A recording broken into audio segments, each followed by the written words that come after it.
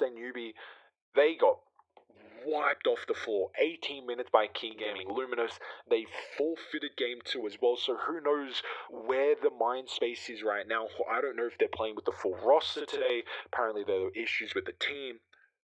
You know, this is gonna. I don't know. You know, Team Black. I don't know who's on the team, but I'm just excited to watch Newbee. Like that's gonna be that's gonna be funny to see. It might not be. I was gonna say it might not be too high skilled, but still, Newbee got some good plays. But you know, just with what happened yesterday, it's gonna be fun to watch, to say the least. So, that's supposed to start in 8 minutes. There's already 3 out of 10 people in the lobby as well. Twice in a single match, indeed. So, yes, serious. They're gonna knock out Asta Aries 2-1. Kind of a very depressing last game. Not depressing, but just like a anticlimactic. You know, goes the full distance, but it's just you can't really do much with it. I want to watch Kezu.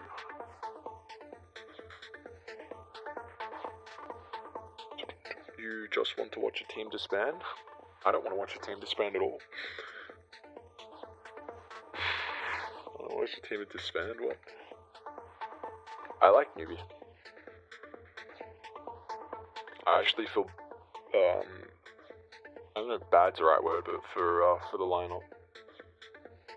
So what do we got? Newbee v Black. I definitely don't want to see them disband. I think it's going to increase the value of watching that series, though, considering what happened yesterday. Like, there's a little bit more of a, I don't know if I'd say hype to it, but it's a little bit more exciting.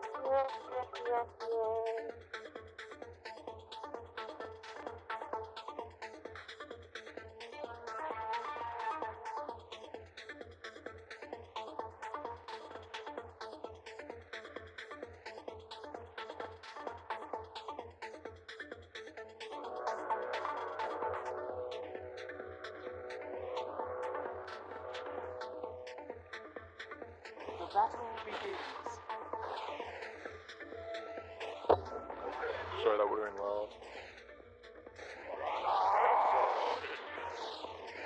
I hope Kezu actually has the tournament of his life. Surprised he didn't tango. Taunt, brother. I hope Kezu honestly has the tournament of his life. I want him to. Huge fan of his streams. And I know he's quite the player, so I'm hoping for really good things for him. I want him to do well.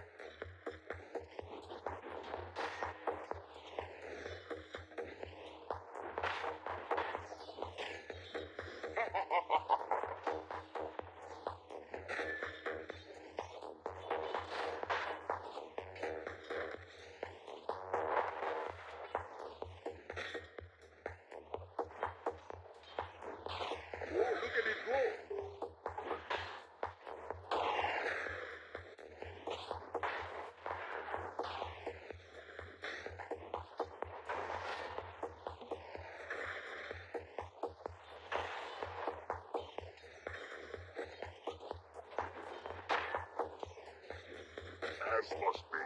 Let us fight together for the table lands.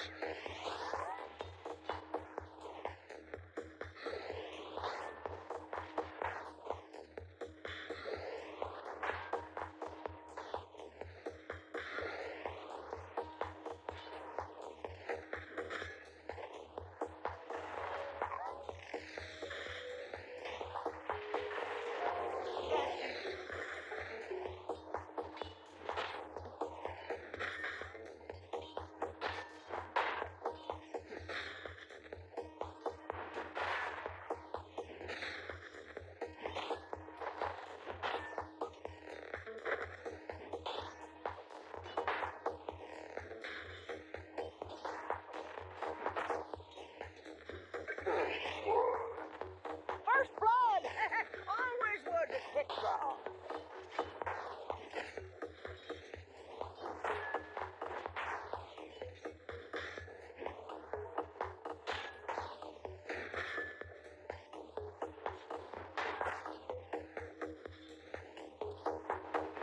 You get nothing.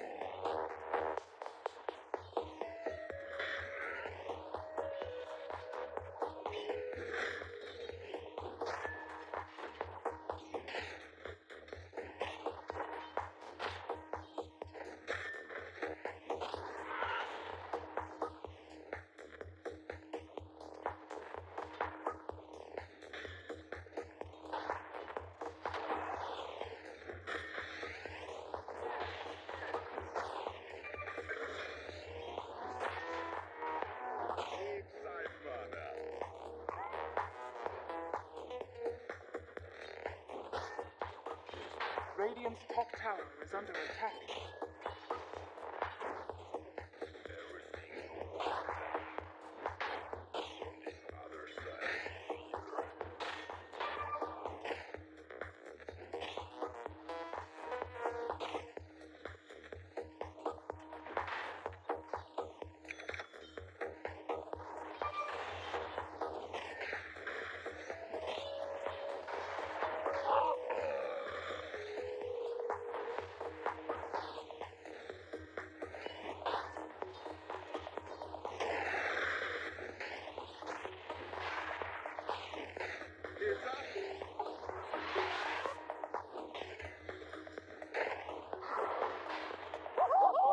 Haste! But I want so much more.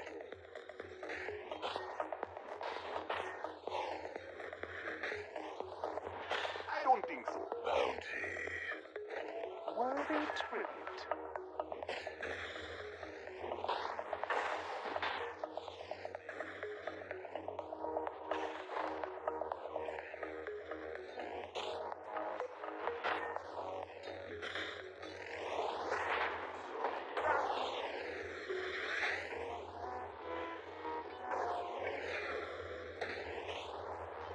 My final victory of you.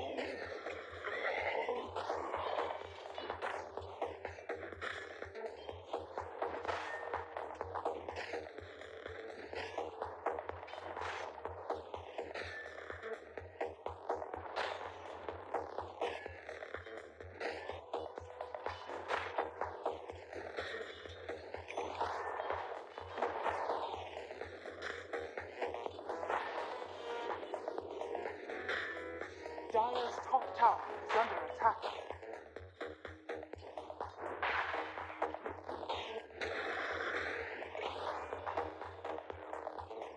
Carve you Brum's throat.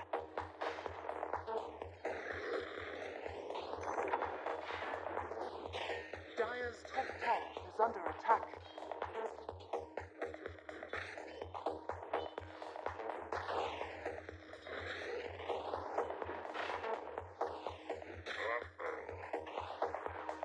Oh, look at me go!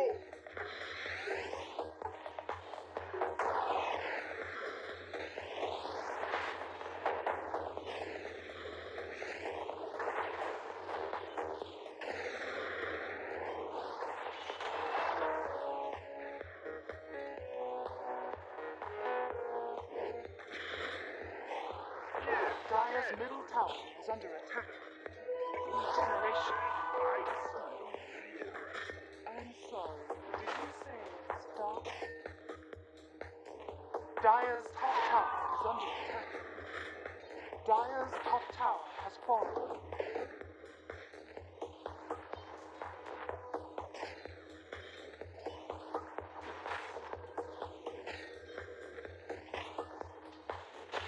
Dyer's middle tower is under attack.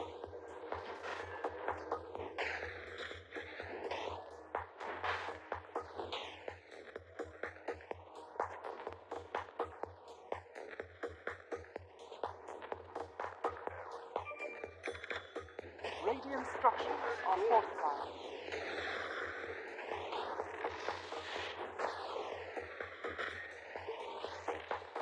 Radiant's middle tower is under attack.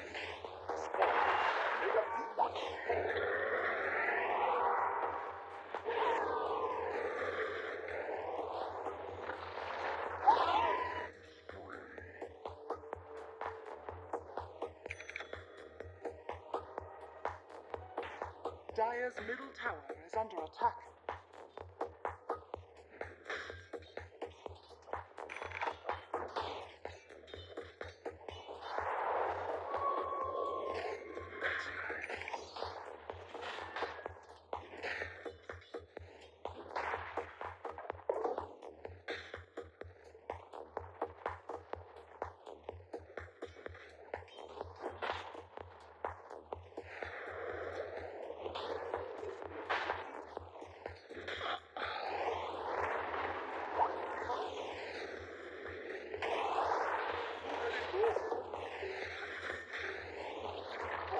Get away. Know your place.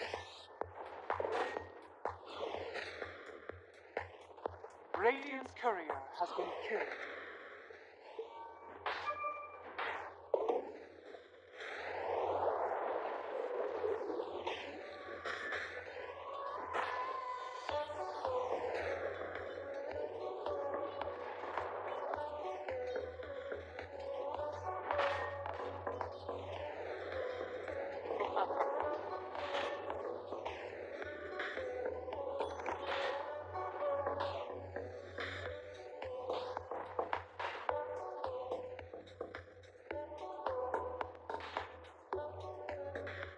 Fancy keeping your distance. Painted in for corner. They were obvious from the tempest. Radiant's middle tower is under attack. Dyer's top tower is under attack.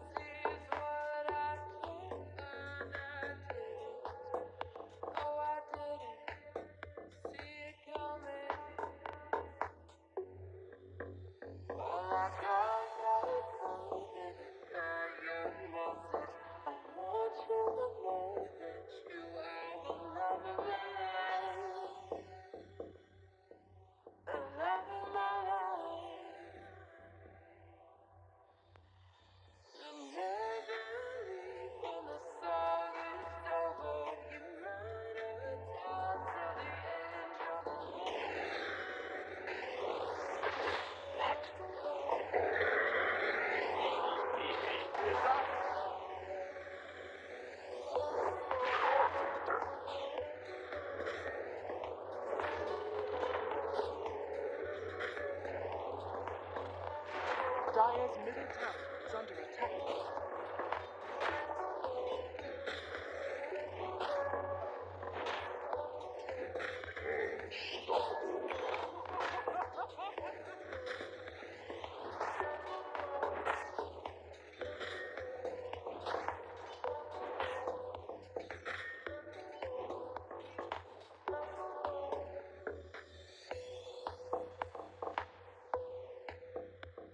Dyer's middle tower is under attack.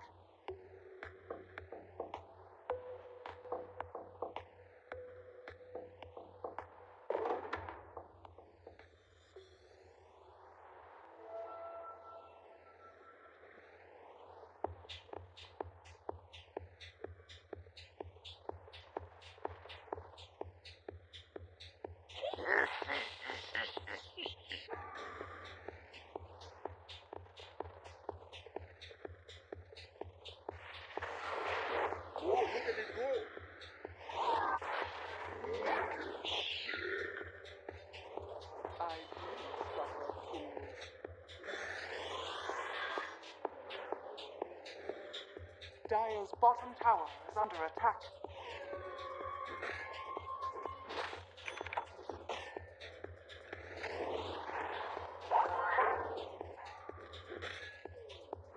Dire's bottom tower is under attack.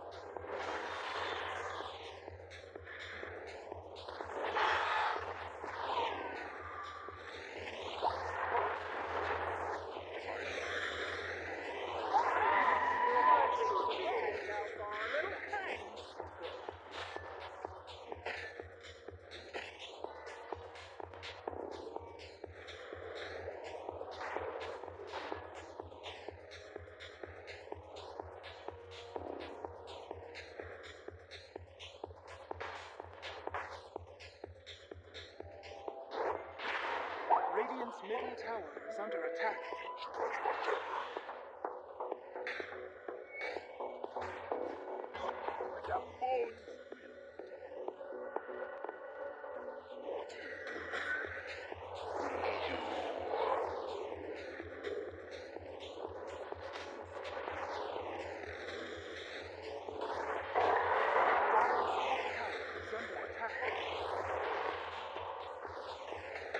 Radiant's bottom tower is under attack.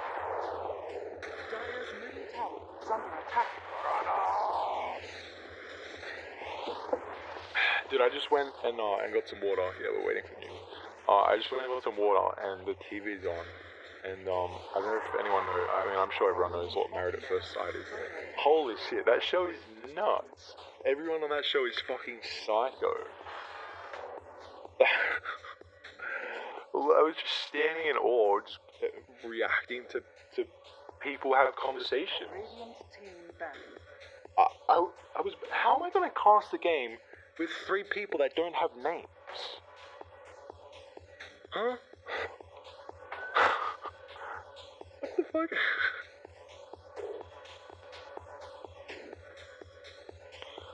No, I'm gonna watch Married at First Sight. That shit's funny as fuck.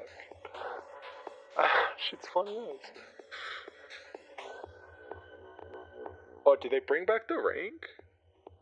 I thought they got rid of it. Dire team pick. Alright. I swear, I might have taken the waiting thing up already. 10 seconds. Alright, ladies and gentlemen. Welcome. Oh, they do have names. Wait, what the fuck? Well, not very good. Well, I mean, not easy ones to decipher, I should say.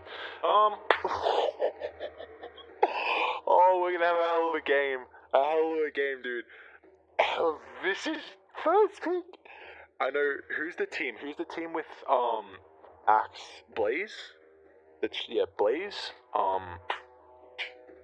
They were picking a Visage a lot. 10 seconds. And this is nuts. I mean, I actually genuinely think Visage is one hero that I have not casted. Radiant team pick. I believe. I mean, this hero is just a mystery right now. I mean, late game, you don't do jack. Really interesting with how you're able to play around throughout the laning stage. I mean, you're a very big level 6 timing. A relatively good laner once you get to that stage, but I mean, this is an interesting pick coming through from Team Black. You see, Newbee just gonna go for the Earthshaker bat combo. So, I mean, probably just gonna be an Earthshaker 4. I don't think I've seen them flex it to a 3 at all. But I mean, they still can. Still can be the Earthshaker 3/4. Bat can be the 5/4/3. I guess you can also put him mid as well. You know, the damage going up against the Gravekeeper's cloak will be pretty nice. I mean, I kind of forgot how that works, to be honest. They're gonna next. Let me massage Visage.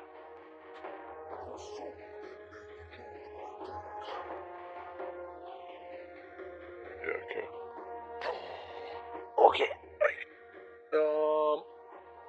they're gonna go for Elixir as well. And to hear that does really well with the Batrider.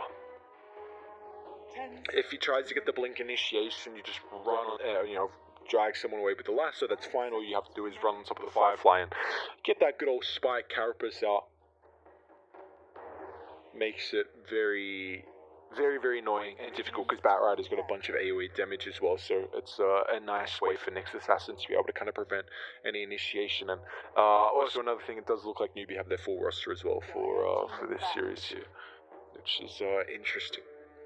Not interesting, which is good, I should say, which is good. Hopefully they've kind of sorted out whatever issues were going on with them yesterday. And I mean, we saw last series, that last game, how Asta Ares played very, very, very much around their early game and trying to be able to transition this into winning at like 20 minutes. And already, I mean, Team Black, what are they able to do with the Visage? That's the question. How are they going to play it?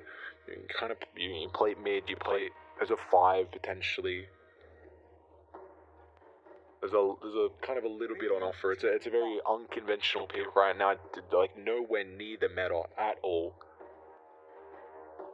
Maybe Team Black have a better understanding of the meta, though, maybe a new one that's going to form. Of course, we always see kind of around every minor and major, we see like mainly the same meta, but a couple of new heroes get picked up and some get dropped as well. But even then.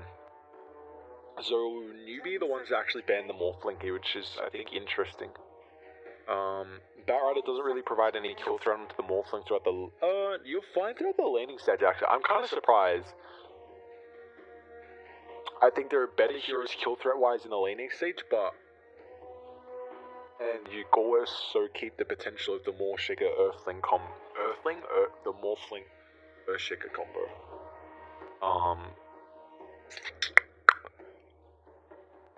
But yeah, I guess it's just the lady stage. Sorry about that. The one issue with the Morphling is that you've got a really weak lane.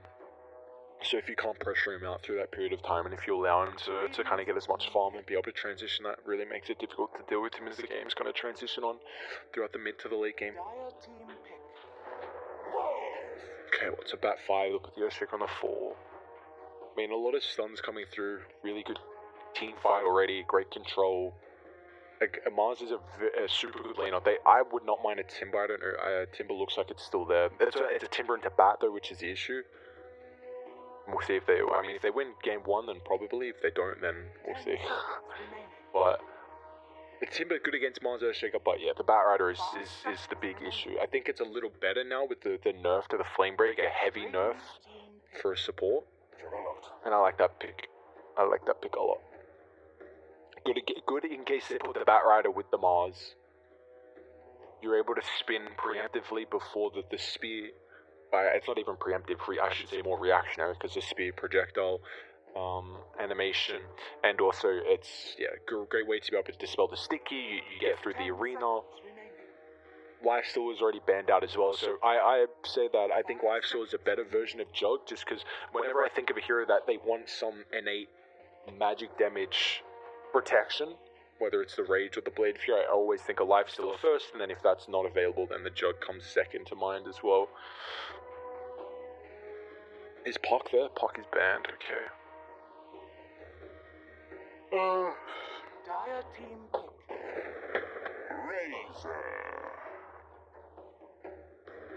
They might pick a Queen of Pain here, but it's Quap into a lot of stuns. They're going to invoke her instead. I'm fine with that, but now how do they play the Visage? Looks like it's either a 5 or a 3 right now, so this is... What, they're just playing it as a support? I mean, the Invoker's nice control versus the Razor. Kind of a Batrider initiates as well. You've got that Tornado just to chuck out to kind of stop any pull potential. I guess being able to just find the one hero. My issue is that I love the Razor pick against a Juggernaut hero that heavily relies on your physical damage, and being able to just drain all the static, drain all that damage, just renders the hero completely useless, and they don't have a lot of stuns to kind of prevent the Razor from getting on top of him and kind of kite him throughout the fights. And I think the Invoker, we saw the Invoker yesterday from Mr. D-Stone's incredible Invoker performance, but they don't have many stuns to set off for the Exort, so we'll probably see the Coswex this game, which I think you'll need to lane burst the Razor though. Probably 5, yeah, I'd imagine. I love the Dark Sea ban as well, it's a really nice ban. They can put the Razor, I mean, Newbee have last pick, so they can either put the Razor safe lane on mid, so this is a lot of flexibility with how they want to draft it. I mean, their TA is still there, and Invoker has not the greatest damage over time, like it's really only Meatball. You can just go Invis with Meld, you can Refraction, Blink away. Refraction's going to take a fair bit of the Omni Slash damage as well. TA's banned, actually, sorry, I just saw that first phase, never mind about what I was saying then.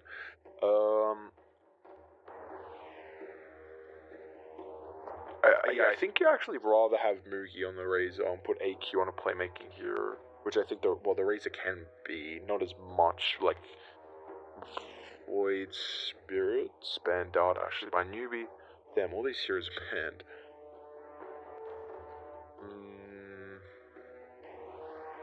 It's always difficult, like where do you want to play the Razor? Just because of how much flexibility he provides. They could even aggro and put the Razor versus the Jug if they wanted. Timbersaw!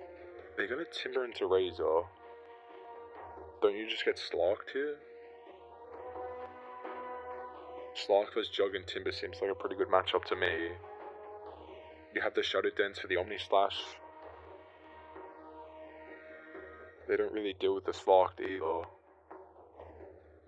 I don't understand. The Timber just doesn't make a lot of sense, because now they can put the Razor versus the Timber matchup and you win that lane. It's also, it is a Timber versus a Bat as well, like we said.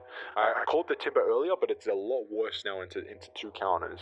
Like, they're going to make up for it, and they can just OD here if they want to. Maybe not against the Jug and Invoker and Nyx. I'd actually rather not. I don't think I think you've already kind of dealt with the Timber. You don't have to go for another hard counter in the OD. You can go for kind of another soft one. The Slark for the laning stage, for an example. Or what do they go if they go mid? If they put the Razor against the Timber, what are they looking for AQ?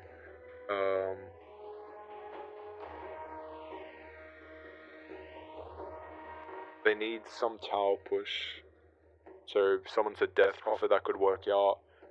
Not going to DK, they can't go for a Strength Hero. That'll make it even more worse against the Timber. They do need kind of a Spirit Vessel carrier. They could Ember Spirit.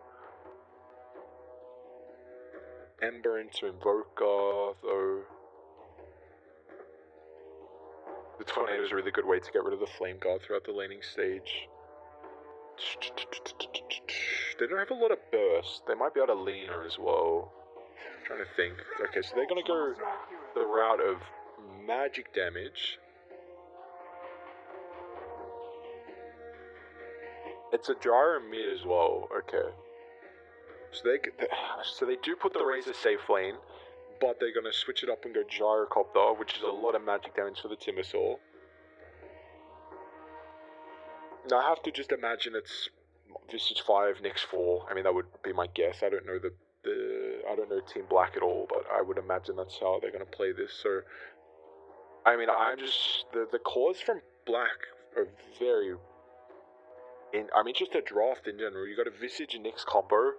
Like, who is the Nyx going to play around? I mean, the Invoker has to go Coswex this game. Otherwise, Razor's going to have a great game. And it looks like the win condition's kind of the Jug. 5 seconds remaining. Like, Timber's laning stage against the Razor Batrider is horrible.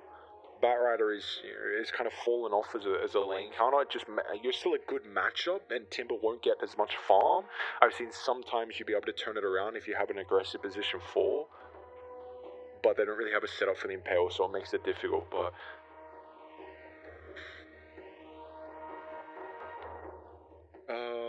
sorry, I think that they picked their Timber into 2 really big lane counters, so he's not going to get a lot out of the lane.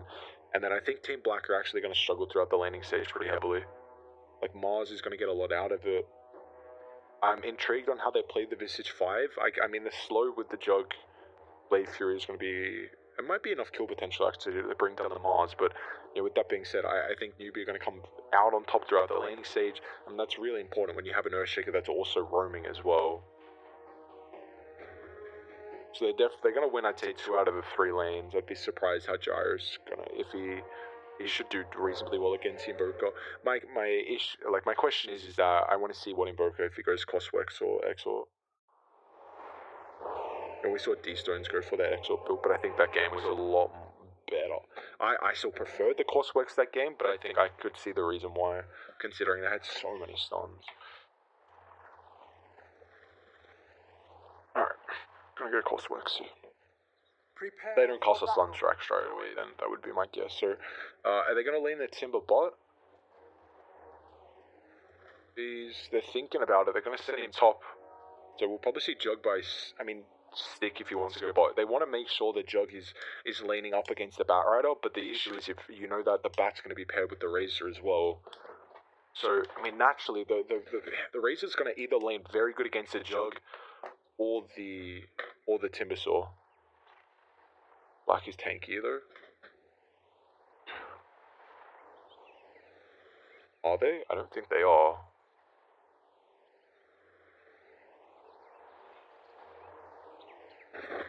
But I don't think being tanky really helps. 30 seconds to battle. This is the one good thing about the Timbersaw, is that right now the strength offlane pool, the offlane pool is fully strength, so you have the flexibility to be able to lane versus the enemy offlaner and always have a good matchup there. So this will be at least favorable for the Timbersaw. If they want to get the Razor versus the Timber, they can do that. It looks like Moogie's already been able to at least identify both the cores are probably going to hang around mid. He's going to take a lot of damage as well. See with the Soul Assumption coming through. Dude, Nick's just giving him the treatment with the boots, man. Whew. Chasing him down, but there we go. No one has deep vision right now, so I don't know how they scouted this. And Jug's actually going to go top, so they will identify the kind of the lane sort coming through. I still think you don't really mind. Jug is just not going to get anything out of this lane though. So who do you really want to put the emphasis on? You see Razor's going to run straight down bot, but Nick Assassin is in a great position to be able to scout this out. So unfortunately for Moogie, he's going to take a lot of damage and won't really be able to do anything. You got to make sure you cannot be the one to TP first. And you see Wizard just hang around mid in case. A lot of the time we see kind of, until someone shows in the lane, you really just want to kind of play around mid and honestly just farm the jungle until one hero shows. And I'm kind of surprised that Radiant didn't do that, because now it puts them, all out of sorts. And now the big thing about the Timber is that he's getting a couple of free waves of experience. So now this guy's going to get closer to the level 3, that extra in the active armor. Hi. He went Cross Exort. I'm mind blown. His damage output, Gyro's really going to struggle with last hitting in the lane. You heard that has very bad base damage, and you're going to an Invoker now that's going to be able to pair it up with the Exort, so it's going to make it very difficult for him for bad A. Take a lot of damage. Well, actually, it takes a couple of tower procs down. It looks like he will end up falling. I'm just going to chase him throughout the trees, and one little right click coming through from the Bugman. We'll be able to claim first blood. You see Timber though, even though he had this decent start, Faith starts hunting him down, and he went Firefly level 2 as well. I think we might see this go back to being the build now with the change to the Flame Break. Just 2 seconds is actually nothing. It's nothing at all. So bottom lane is going to be really good for them. For a newbie, I should say. And they're going to get, and with 3 heroes, they're just sacking bot. They're like, alright, that's it. They've kind of... they've made do with the Timber not really getting a whole lot out of this.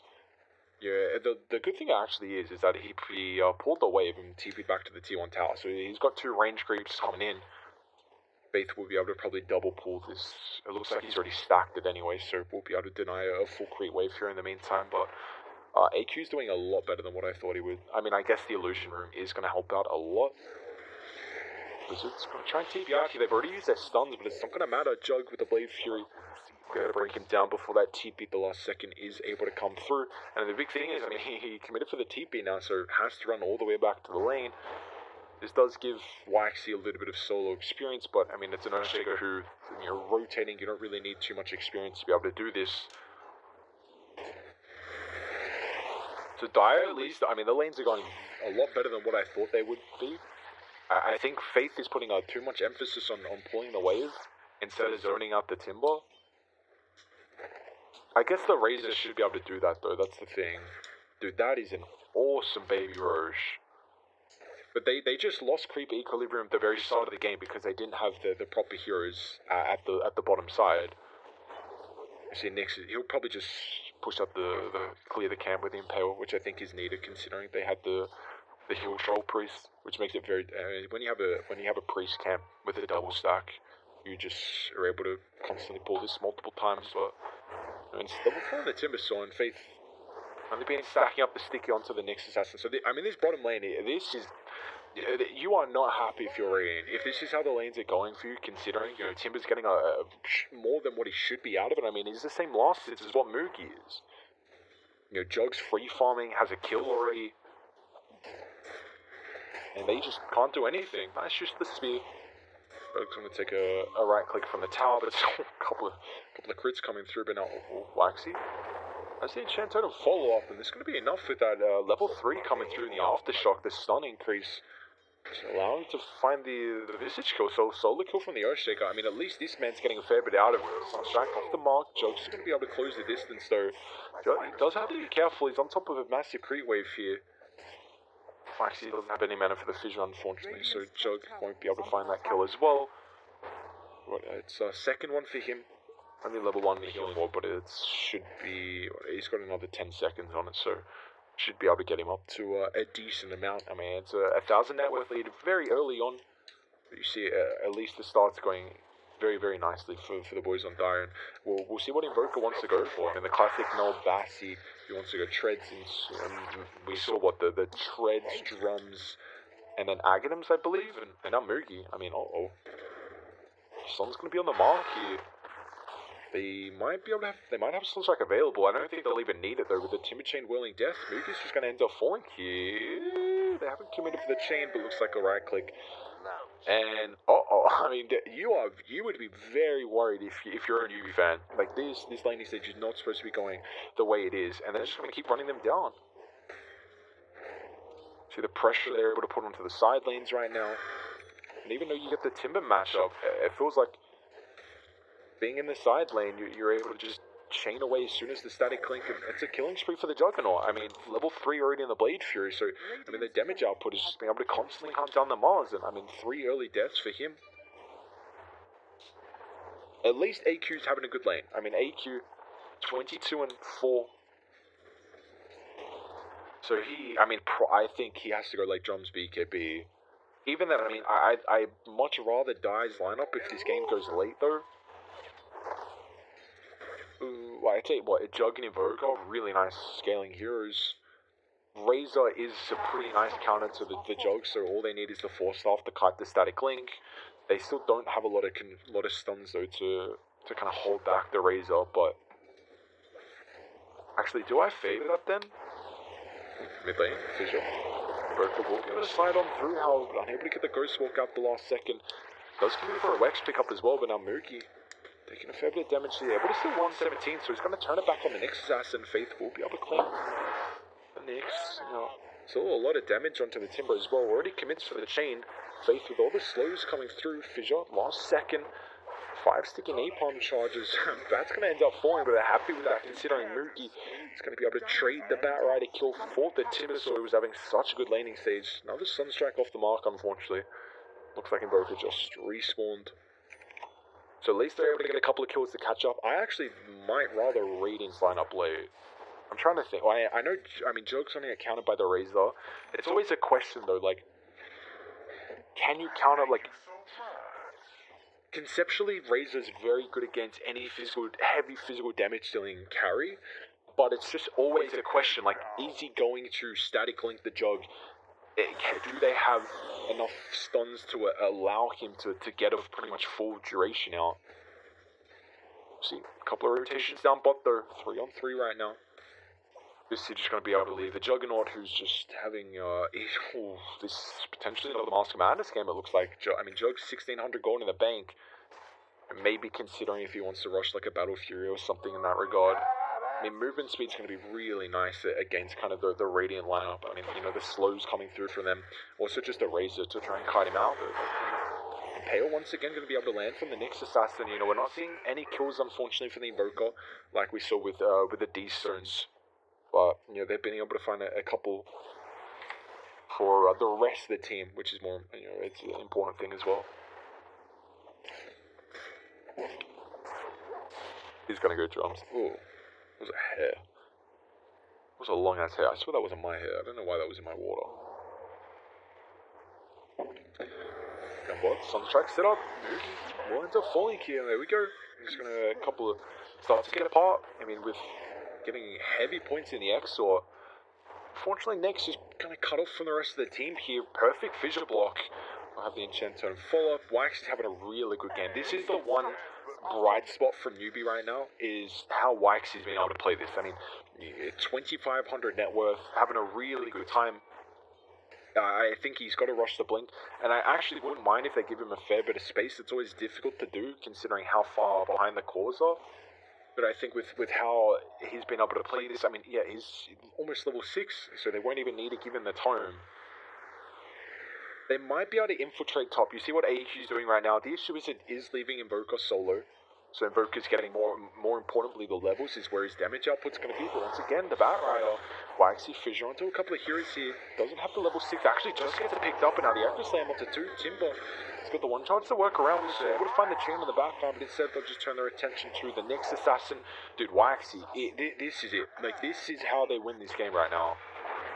He is having an incredible performance in the media combo. AQ's going to take a lot of damage here. Drops the core down, might give him enough protection, but another Invoke coming through with a deafening blast. Last right click.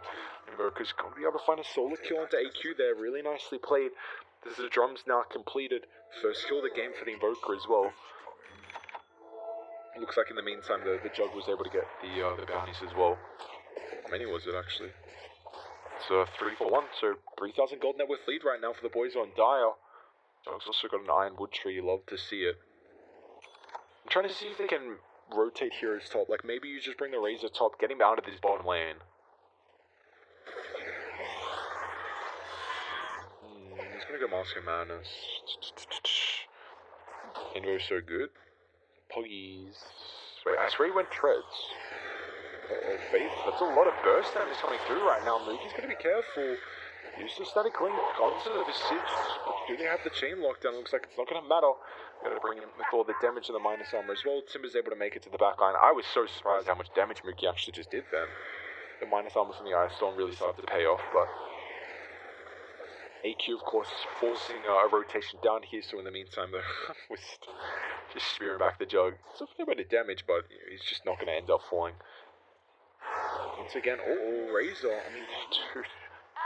I just don't have the lineup right now to put pressure on the tower. Like, you see, the supports aren't really going to help out. I guess Visage does have... No, I take that back. They actually have a pretty decent lineup.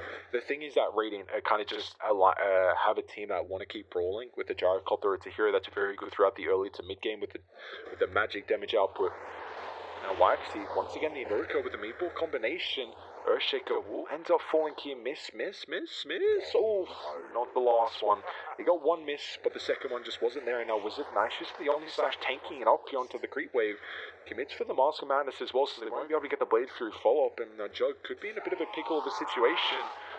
Wizard kind of baits him out, self-out here, but Lasso sets up for the Spirit as well, so the Jug's going to end up falling here. Really nice time with the Lasso. I mean, any later, then Wizard just would have ended up getting brought down.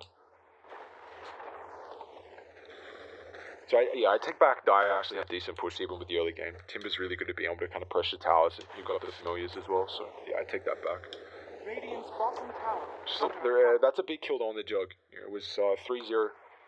Was getting closer and closer towards the Battle Fury. You see AQ, is his drums? No, he's rushing BKB. Radiant's bottom tower has fallen. Goku might also go for a Boots of Travel. You take a look, Shaker's gonna get found here. So close to the Blink Dagger, that's a good find from them. They pick off right next to the T1 tower as well. CGI is gonna go straight away to try and zone out the wave, but Dire heads up used to the glyph there. So with this pick off, they've already taken the T1 tower down bot. Timber's gonna start stacking up the reactive armor. Moments of Crystallis. Radiant structures are But we saw the Mask of Madness Battle Fury last series. I haven't seen the Mask of Madness into Crystallis yet though. I've seen a couple of different builds on the Jug, but not the Mask of Madness, so that's the first time I saw it last game. Chica's got the Blink. Echo Slam available as well. 1 to 3 on the backline, but a nice stun prevents a fissure. It's a lot of damage with the Timbersaur as well. The Whirling Death shreds through him now, even though the Echo Slam was on point. But now the rotation on the backline. Mookie Fade's going to cut off any retreat. They drop the arena as well, so the Timbersaur starts stacking up the damage coming through from Mookie. A nice defense coming. Ooh, gets the chain away at the last second, actually, Timber. Will be able to survive. He's already got a mech, alright. is under attack. In pubs? Oh, okay. I mean, I haven't seen it in pubs. They hold the tower. I mean, the great echo, but unfortunately he dies. Tower has fallen. Even then, alright. Who died on Dial? Oh, Razor once again, the combination. I mean, dude, they're playing so... We saw the D-Stones game with the Nyx Assassin just making a lot of space, and you know, if they can kind of make the Impales work, and now once again, nice use of the Familiar, so Faith's stunned up, and Wax is on the backline here. Give him a little bit of protection. AQ's going to rotate as well, so Newbee want to brawl around the mid lane, but even with the lasso, Batrider is still going to end up falling here. And Die just finding kill after kill. With the Boots of Travel on the Evoker, this year wants to make a lot happen across the map early. Already 1,000 gold in the bank as well afterwards. They're going to be able to get the second tier 1 tower. They should be able to take Roche at a pretty decent timing, and it looks like Jug with the double damage rune. I mean, that's a good way to increase the speed. And I mean, what level's the healing ward? So it's only level 1, but still. Alacrity with maxed out Exort, Radiant just on in a position to be able to deal with. You know, they don't have the Echo Slam just available right now. And, I mean, this is scary. I'm out to roll one and light it and fuck it, man. Hey, No one's invited. appreciate the continued support, man. Thank you. Stop pretending. Appreciate the continued support, man. Oh, Wizard. Double stun. Sunstrike follow up, just way too much damage. Nice chain lockdown, and they got a couple of heroes here as well.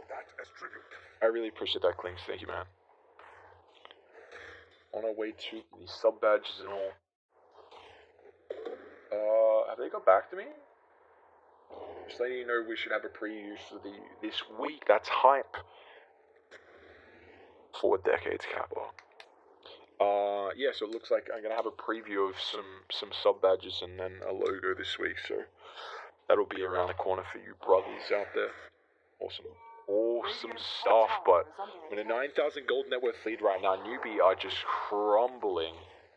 The lanes are getting pushed in. They're gonna find Moogie again as well. Spy Carapace will be able to get the last second stun. The creep might tank up the Sunstrike, unfortunately, but it's not going to matter. I mean, Jug has a Battle Fury 16 minutes into the game. So they should be able to find the Timbersaur, though, left to his own devices here. So, a nice little movement coming through from Radiant. No, they do lose Moogie. But even then. Nick's got to make sure, if you're trying to hunt down a Razor, wait for the Spy Carapace, because always the unstable current proc coming through with the Eye of the Storm, it does go for anyone in Viz. Look at, I mean, Visage is itemized with the Fly, so they're just going to try and tank up as much as possible. Gets the healing wood. Yeah, it was an interesting arc. But even then, I mean, still grouping up. I'd like to actually see them farm until Jug gets the Yasha, but I think they know how far ahead they are. And also the tower is very weak though. Timber did a fair bit of damage with the creeps there. But I still would like to see them use their Battle Fury. Like, I mean, Jaro's doing reasonably well. I mean, it looks like he's closing in on the BKB. Net worth is a little off, but AQ. They'll scout him out here. Interesting, I guess, the vision to try and catch a Sunstrike to prevent a TB, but they know the Gyro's not there, and once again, Dire, they're going to use the vision. Moogie, chased out to the eastern side here. The scan still connects as well, so AQ, they'll catch him out in the trees. At least he's able to get the homing missile out, but nice control. Going to allow Dire to fall off here. I mean, he's got a TP available, but hiding through the trees is going to make it very difficult. If any way to cancel this, they will be able to get it with the Familiars now, and Gyro, just another death coming through from the Newbee lineup. You see, I mean, Mookie's just going to have to farm the enemy side of the map here, unfortunately. They are just, they're getting infiltrated. This is a hell of a performance. I mean, Nyx Assassin has the Meteor Hammer now. Wait, hang on, what? Oh, because he went for the talent. I was going to say, how does the stun duration 2.9 work with when it says it's 2.6, but Dire's top tower that was is under blowing attack. my mind, and then I'm like, oh shit, he's actually level 10 already. Fair enough. What is the... I mean, we haven't seen the Earthshaker use the Echo since as well. Like, Black, they've actually just taken another T2. What is it? Like, it's 94%. This game is nuts. I'm actually mind blown. Black are playing this flawlessly, and they're just going to walk up high gun. I mean, they have ages for another minute 20. They're just slow sieging as much as possible. Still have to be careful. I mean, Newbee, still with their high ground defense, the Earthshaker initiation, waiting, using the familiars perfectly to try and be able to scout out as well. But I see, we'll get found here. Fortunately for them. Tries to cut down the trees, but now you gotta be careful as well. Wizard pops the arena onto 2 Jugs. Already committed for the Blade Fury as well. It's a lot of damage off the Mars. They try and static link up the Juggernaut, so Moogie gonna have a fair bit of damage for this fight, however. Now they gotta be careful if they want to stay around. Moogie, 141 damage stolen with the Timbersaw sitting on the front line right now. They don't really want to go on top of him, considering very difficult to find the initiation with the maxed out Spike Carapace. Now Moogie on the backline here. Last second, we're able to get the Impale Sunstrike. Forward race is going to end up falling. He doesn't have a buyback available. Another Juggernaut as well. So has a life to work around with. They'll be able to deal with the Ages at least. Waiting for the Echo Slam to come through from Waxy, but he's already committed for the Blink Dagger. So they do dive a little bit deep there, and now the Ages end up falling. So they're going to be careful. I mean, it is only level 1 Echo Slam. They've maxed out the Aftershock, but if they group up, this is going to be a lot of damage, and still... Just going to slow sieges down as much as possible. Probably time to back off though. You don't want to throw this game. Don't want to throw this game at all. Are they going to scout out AQ?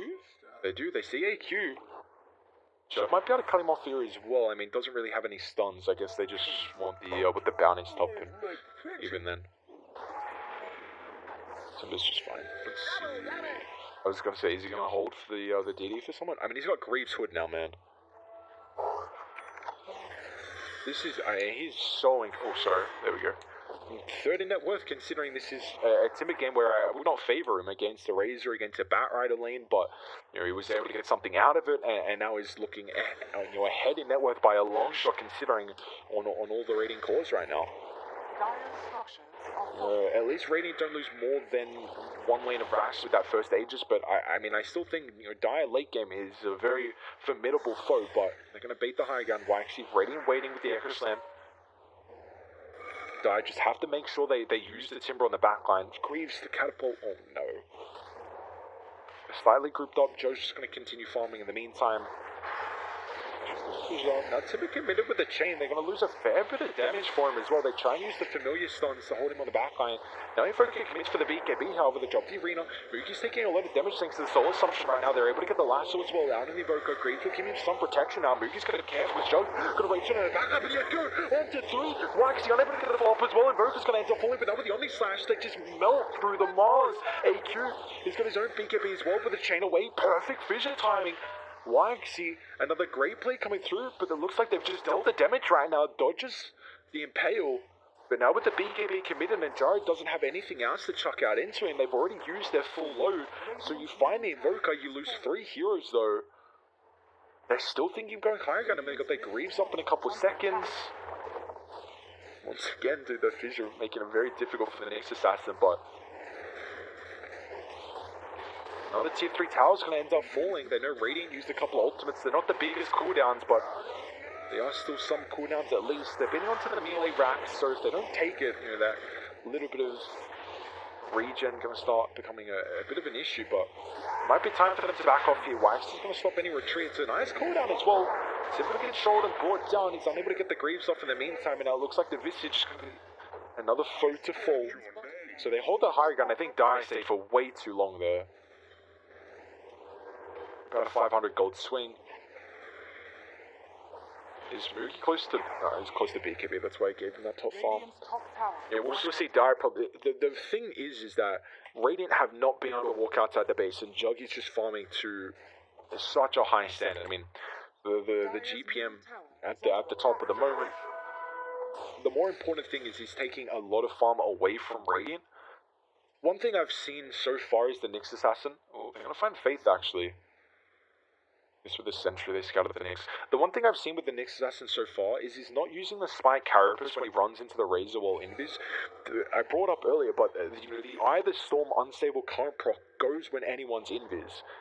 So he keeps going for the Vendetta hit, and that's getting rid of the passive, and then he's going for an Impale. Why not just use the spike carapace set up instead, Wizard? You're on the back line here. Echo's going to be up in 20 seconds as well. Glimmercape gives him some protection, but I've got the vision to bring him down. Mars, 50 seconds on the deck. I'm just going to walk up the high again. I mean, this is just tanked up. He's gone full utility this game. X all maxed out. They've almost got the Wex. Needs 2 more levels as well to max it out as well. Second melee rack's going to end up falling. They're just going to go straight to the top side instead, trying to get the last melee racks here. There's so much sustain coming through them, and Radiant do they have the damage. I mean, Echo's available. They're going to smoke up on the backline. It's level 2 Echo Slam as well. Timber does commit for the chain melee. Just wants to use it to try and pop the smoke now. Carapace prevents the drag back with the lasso. They get the Impale as well, and now Mookie on the front line, but there's no follow-up right now, so the static link gonna get disjointed. Only still about 49 damage right now. They commit the Omni Slash as well. A couple of creeps are able to take up the damage. It looks like still Faith. He takes the full brunt of the force now. The Tornado. Gyro still has a BKB to work around with a couple of buybacks as well. Unfortunately, the Juggernaut stuck out in the trees. He's able to get the Blade Fury, but it looks like, unfortunately, no way to survive. Now the Echo catches a couple despite Carapace. No more follow from Wax. They've used an incredible arena.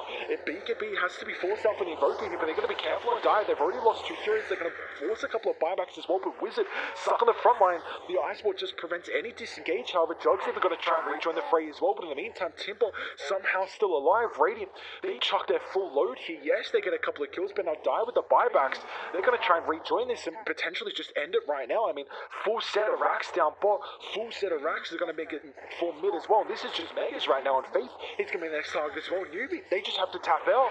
25 minutes into the game, and Black, I mean, what a performance!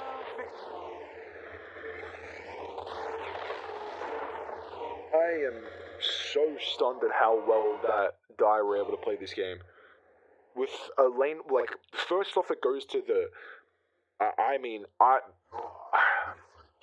Newbee got to be on something right now. Like, they are just not, they're just not clicking on all cylinders. You know, we saw yesterday the 18-minute loss into the forfeit. We see now a 25-minute loss. They're just not clicking. And, you know, it's a Timber lane where you should not come out on top. Like, I want to see actually the net worth on the players on Timber at 10. The fact that he's 3,400, 400 ahead of the Razor, which, 400, it's not too much, but it's more the fact that this is a lane where Timber should actually get nothing out of it. And it goes to show the big nerf to the Batrider as a support. The fact that usually with that 4-second flame break, it was enough to just be able to completely zone out a Timber. Usually the sticky napalm still is enough because of how much damage you actually do, but that's the one factor. You take a look, 10 minutes in, all 3 of the cores, so they won all 3 of their lanes. They won all 3 of their lanes. That is, just goes to show. And then Team Black they don't turn around from there. You know, Jug gets a really good Battle Fury timing. They start taking towers. They get kind of lucky with the DD. So they're able to take Roche, you know, after they got T1 Tower, then Roche was there as well. So the T1 Tower mid kind of gave them a lot more map control to be able to take that. And literally just the stars aligned for Dire. You know, they were able to get Roche the great timing. They took the outer towers, and then Radiant couldn't walk out to the base. And, you know, the one good point from Newbee was Waxy. Unfortunately, you know, KDA wise, you know, not positive, but it's more the fact that we saw some incredible Earthshaker rotations and Echo Slams as well. But just a Razor falling playing behind is not strong, and, you know, all the Gyro had was a BKB, so it didn't have a whole lot of damage. If you use the full BKB duration and afterwards, you're just going to get kited. And yeah, I mean, Newbee just lost their lanes, and that's it. Team Black just started to run all over them. And, you know, I don't know, I think we'll see the Nyx Assassin get banned out, though. I think Nyx had an incredible performance, 26 kill participation. You'll see Nyx has to get banned. Such a nice performance, and yeah, just Newbee lost lanes they shouldn't have, and then it just transpired from there. So, alright, Team Black, they're going to be able to take game 1, incredible performance, and we'll see what Newbee are going to be able to do to kind of hit back after that. Might be already into game 2. Looks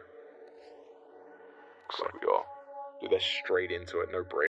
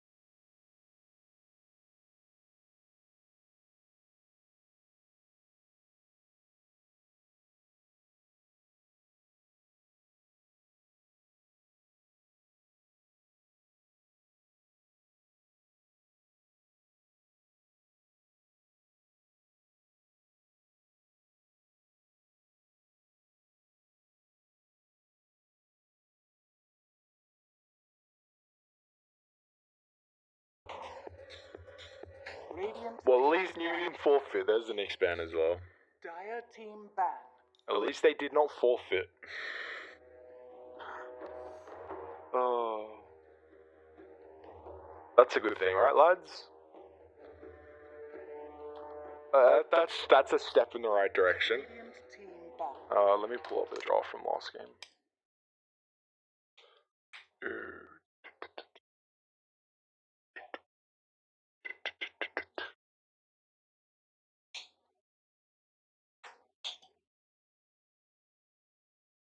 Alright. There we go. Let's see if Newbee banned the Visage as well. I mean, I don't think they'd be too worried about it. But 5 seconds remain. Dire team ban. I would not be surprised if Black just first phase the Visage again. I mean, if a team's gonna first phase at game 1, it seems like they're pretty confident, and it feels like they have a good strategy around it. Similar bans are coming through. Shopta and the Puck for Team Black. We saw last game the Templar Assassin get banned out. Snap ban? Remaining. Probably. 5 seconds remaining. Newbee banned the Lich Snapfire Void last game, so they either they're gonna choose one. Ooh, they get rid of the Bat. They're gonna first phase a Timber here, I think. That Bat ban. So that leaves both the Void Spirit and Snapfire in the pool. The heroes that Newbee banned out last game. I mean, just a Bat ban is very interesting. I mean, Newbee have always been known since kind of, after that TI, of course, with the new roster. They just love first phasing the Timbersaw. Wizards, an incredible player on it.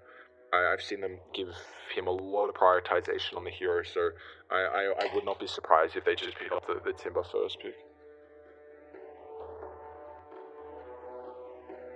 Like, I can't see any reason for them to ban the Bat. They ban the AA themselves. Interesting. I mean, this is probably going to enable the Timber even more, right?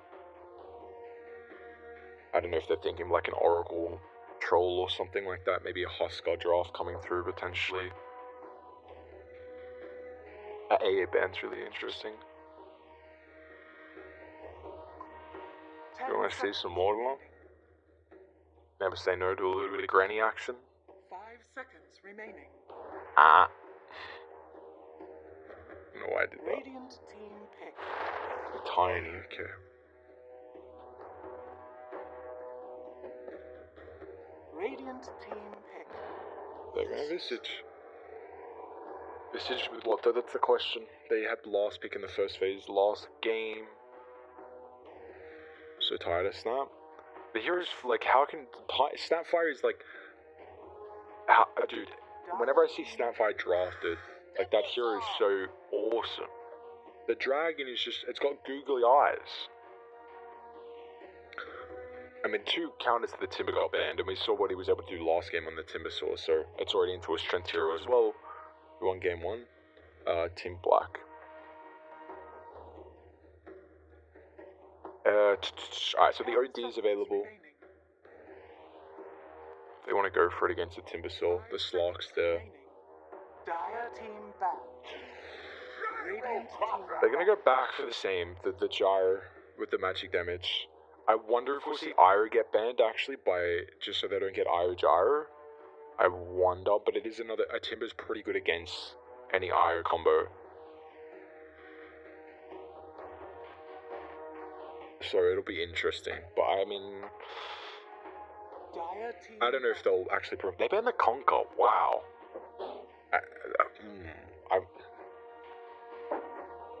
Now that's a ban that doesn't make a lot of sense to me, because Timber beats it in a one-on-one matchup. It's a strength hero as well. Yes, he's a Spirit Vessel builder.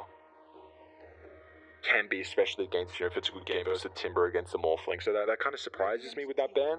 But I guess it's just kind of the lockdown is very good throughout the game as it drags on. So even then, I'm not. It's just the Visages. I mean, we saw them play it last game on the 5. They do ban the IO as well. Okay. I like that ban. Just get rid of I know, Faith's pretty decent on it. They can give it to Waxy as well, of course. There's the stat. So we already see the Clockwork getting taken care of. So we're not going to see the snap Clockwork that we see majority of the time. The interesting thing is that it's going to be a Timber snap lane. And Timber a lot of the time kind of doesn't mind soloing. You like to get a lot of experience. 10 seconds remaining. So the snap's an interesting pick here. Like, I thought they might go for a little bit more of a roamer. Try and secure his first couple of waves and then start to roam and put a lot of emphasis mid, because the only issue is that they need to try and deal with the tiny rotations. Like, Team Black have to go for a mid lane hero that won't really need to worry about the tiny ganks. Maybe they can just put a lot of emphasis in the observe wards and just the vision they're able to provide to protect them. But, dude, look at the googly eyes, man. Look at those freaking eyes. So googly. This would have been a great Timber game from Newbee as well. That's so unfortunate. Radiant team pick. Silencer. Okay. That's definitely a core silencer. I'd be so surprised if it's not. I see it so tired of exams, dude. That's a rough one, brother. Dire team pick. Faceless Void. Shit, they got a lot of damage in Chrono, guys. It's against the silencer, which is the issue, but, Timber's gonna go Lotus Orb, probably, maybe even Yules as well. Void will definitely need a BKB this game. So now the silence into Void's interesting, because both these heroes very much rely on their cooldowns, and it's a great way to get on top of the silencer as well. We might see... 5 seconds remaining. They might Medusa, but how do you fit? You can't fit a Medusa because I think the Silence is a core against the Timber. We saw, dude, Silence is a very good hero actually dealing with the Timber Sword in the laning stage. You've got, the pure damage. What?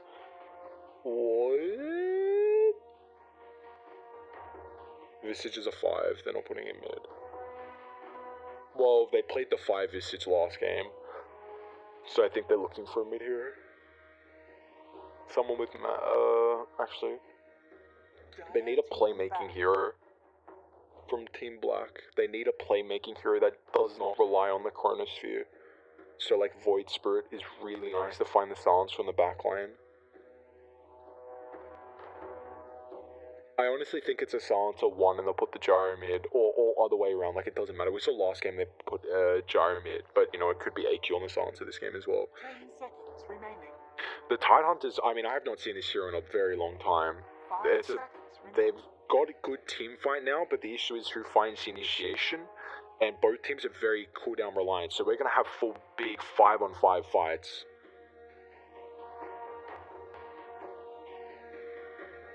Why would they pick a DK?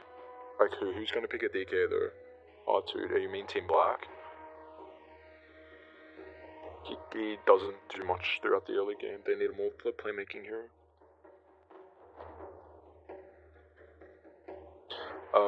I mean, who can they go for if that's the case? Ember Spirit, Void Spirit, Storm Spirit. You can go like any spirits are all playmaking heroes. Storm's a little bit more. Takes a little bit more to come online, I'd say. I really like the lineup from Team Black right now. Like, it feels like Void's always a hero that if you don't find... sorry, that's a good invoker ban. We saw last game, and if they get it again, we saw... It feels like Void always relying on your Chrono if you just don't have the damage output, and they do this game already. So it's going to make it so difficult for Newbee to take the fight. It literally comes down to who gets initiation. I like the Lesh. So it looks like the silence is going to be put as a 5. So you can put the Lesh in the middle of the or the safe lane here, whatever they want to, vice versa. That's really greedy.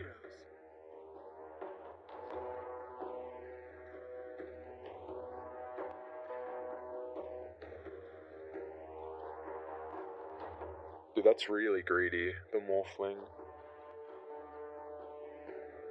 That silencer set looks god awful. That looks like a horrible silencer set.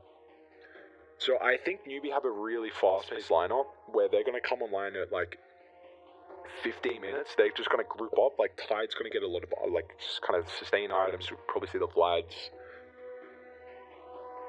The Lesh kind of gives them a lot of kill threat on the Timbersaw now. Like they have a crap load of magic damage. So Timber, of course, will go pipe a couple braces as well. The thing is that I think Team Black is so good. Like, this Morphling just doesn't make sense. Like, why do they go for it here? The shotgun to burst the Tide, that's nice. They don't have a lot of control, yeah, that's nice. But, like, how are you going to get items? It's a mid-Morphling as well.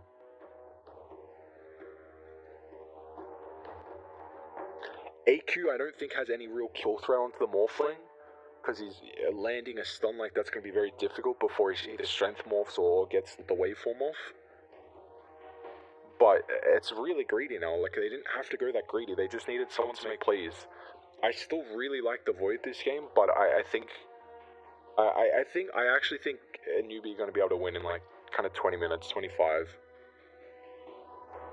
It just seems like their lineup is way too greedy. Like I like their draft against the Timber last game. I like it this game as well. I like the last game a little bit more, but I think the Lesh is a great way to deal with him. But they're going to be really relying on the Chrono. What they're going to do is, I think they tri-lane.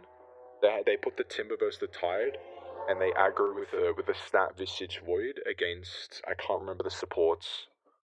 What were the supports? Silencer and Tiny? That's a really bad try. Tiny wants to roam, not good in try matchups. Gyro's pretty good though, but the hero does kind of want levels for your damage output. That's your silencer kit? Dude, that's an ass silencer kit. I'm sorry, man. Dude, that is god awful. Prepare for battle. They can aggro if they want, and yeah, they will. Okay, I like that a lot. I really like that. And, we brought up last game that I think the Timber, you can always put him against the offlane matchup in a 1v1 against a strength hero, and he's going to win it. Role-playing Doosa.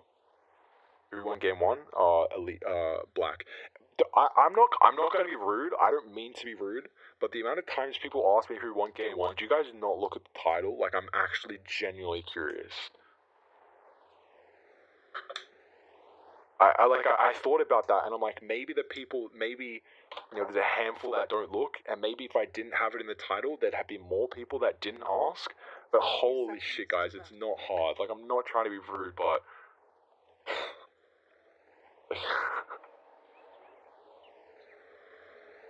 like, I don't know if I need to put as much effort as putting, like, it's not as much effort. All I have to do is cancel it out and put a number in, but I don't know. The amount of times I get asked for that is a lot more than I thought I would, but we'll see how this matchup's going to go. The battle begins. The good thing, they don't have a lot of control for the Void, so being able to get away with the time walk, but you already see, it's going to be difficult, the level 1s right now. It's a lot of damage onto the Visage. They got a 2-man cookie, but now they're just beating onto Mugi. The first spot's going to come through the Visage. We'll be able to pick that up before he dies. They will trade a 1-for-1, but at least they're able to get the kill. +2 for Faith, though. Waxy, I mean, he's got to stay on top of the stat fire, make sure he doesn't get the cookie though, but I mean, Faith is getting a lot of damage out here with the Arcane Curse as well. Stat fire is going to end up falling, and this could be +2 again. Looks like it's not. You're as abrasive as sandstone.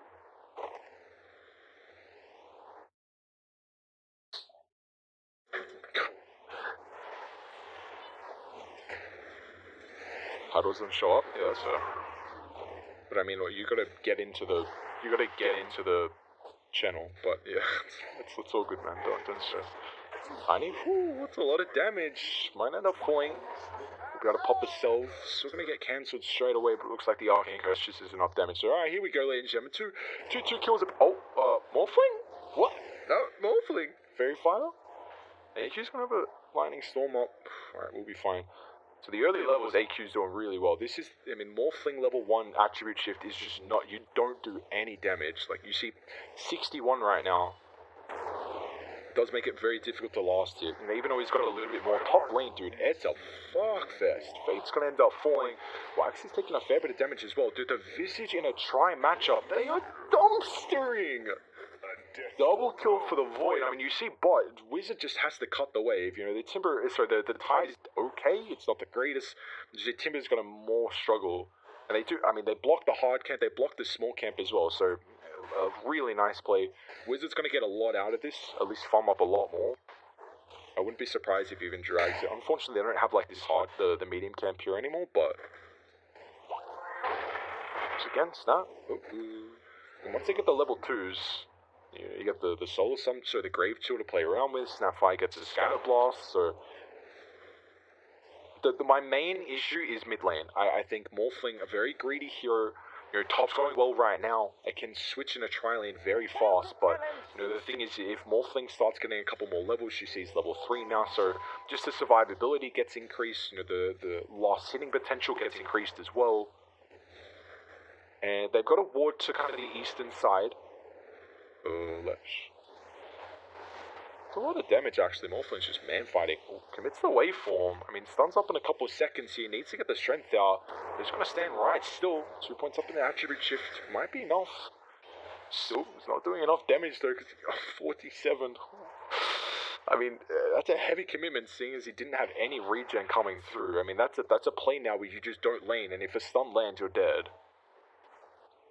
But even then, yum yum yum yum yum. Easy feed. So Voids, I mean, you take a look at the farm. Looks like the Gyro's getting a little bit more out of this now. Base level 2 as well, so we might just see the glaive spam, but even then. What's a Tim? So, oops, sorry. Newbee. You have to trade the killing spree right now for the Void, though. The 11 last hits, so really going to have to rely on these kills to be able to kind of stack up the gold coming through. And you see Timber is just going to rotate over. Wants to try and put some pressure on Wizard. I mean, he's missing. He's going to miss a full wave right here, and Wizard can just TP out.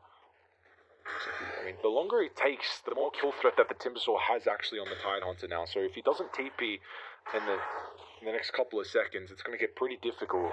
He's going to do it now, but still, Moogie. Oh boy, sorry. Now they're going to dip. You see what I mean, Waxy is going to be able to scout the wall in the backline, so this is going to help out at all. And AQ, I mean, you see that man fight that Morphling can output. You know, once you just kind of get the high points in the waveform as well, you have nice outplay potential with being able to go from like strength to agi.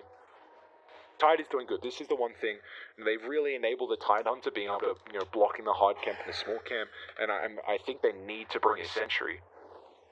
Like, this is a lot of experience in gold that the Timbersaw is missing out on now because they've had these camps blocked out, and it's been for that long of a time that they might as well just wait.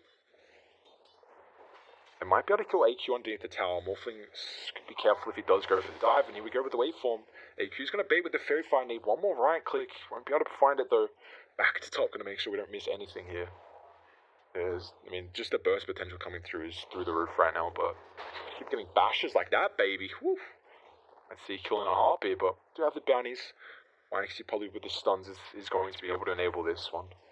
Even then. Just going to cut him off, dude. I've got to keep paying attention everywhere. I think able to get the strength. Yeah, this is kind of the thing though. Like, even if, as soon as he's trying to pump fakes the stun, he's just got to go full strength, and then it kind of takes away your kill threat. He's doing okay. 20 and 5, you know, a little bit more farm than what the Lestrack's getting. And I think both these series, the Lestrack's going to be able to put pace onto the game a lot earlier than what the Morphling can. Like, you see the heroes had to bring out a lot of mangoes to be able to just keep afloat with the mana. Now, Waxy, I mean, he should know that they've got vision. I mean, they de-watered one on the high ground here, so the slow. It's like, unfortunately, not still going to be able to follow up with the cookie. Let's get the stun now. Avalanche still going to hold him on the back line with the Grave Chill. Waxy. I mean, he's moving reasonably fast with the boots, so they'll make some space here. They're having some really good creep equilibrium as well in the meantime. They finally do de-water the camp too. So the sentry's about to wear off. They're going to get the small camp as well to work around with, but yeah, Tide is doing well. Like, level 6 right now. He's got a bottle 033. Just another kill, Faith. I mean, it's a mega kill spree. Thank you for the double bash there. You love to see that, but now with the rotation, Waxy. Trying to find a little bit of a game potential onto the Morphling. We'll probably see the Morphling go for the Morbid this game, I'd imagine. A stun. At least he didn't deny the catapult. I guess it's a lot of experience actually, but I mean, it just leaves him now in a it's a dual versus try matchup. Waxy's trying to get a lot to happen. I mean, once again, just the strength. He has the stick to play around with, so Morphling should be fine. It's going to pop at the last second and make it to the higher gun, but once again, top lane. Silencer's going to end up falling the third death for the Silencer. Unfortunately, just not the laning stage he's been able to have right now. They will finally kill the Morphling. He's going to buy back TP straight to mid. I mean,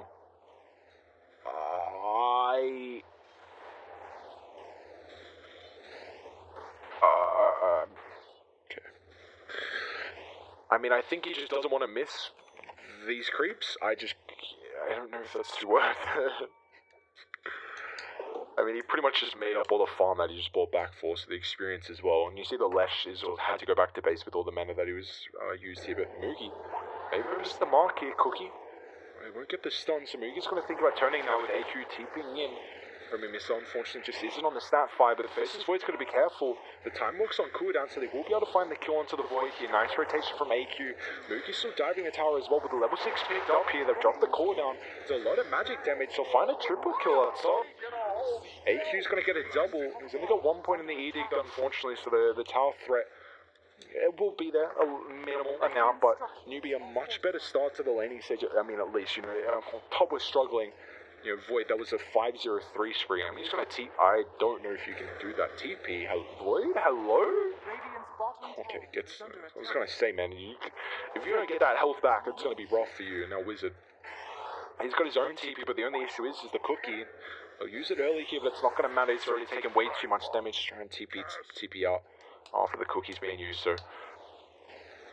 My issue is that even though Radiant had a very good laning stage at top, you know, Void got a lot of kills. You see in the net worth that the Jar is actually ahead of him.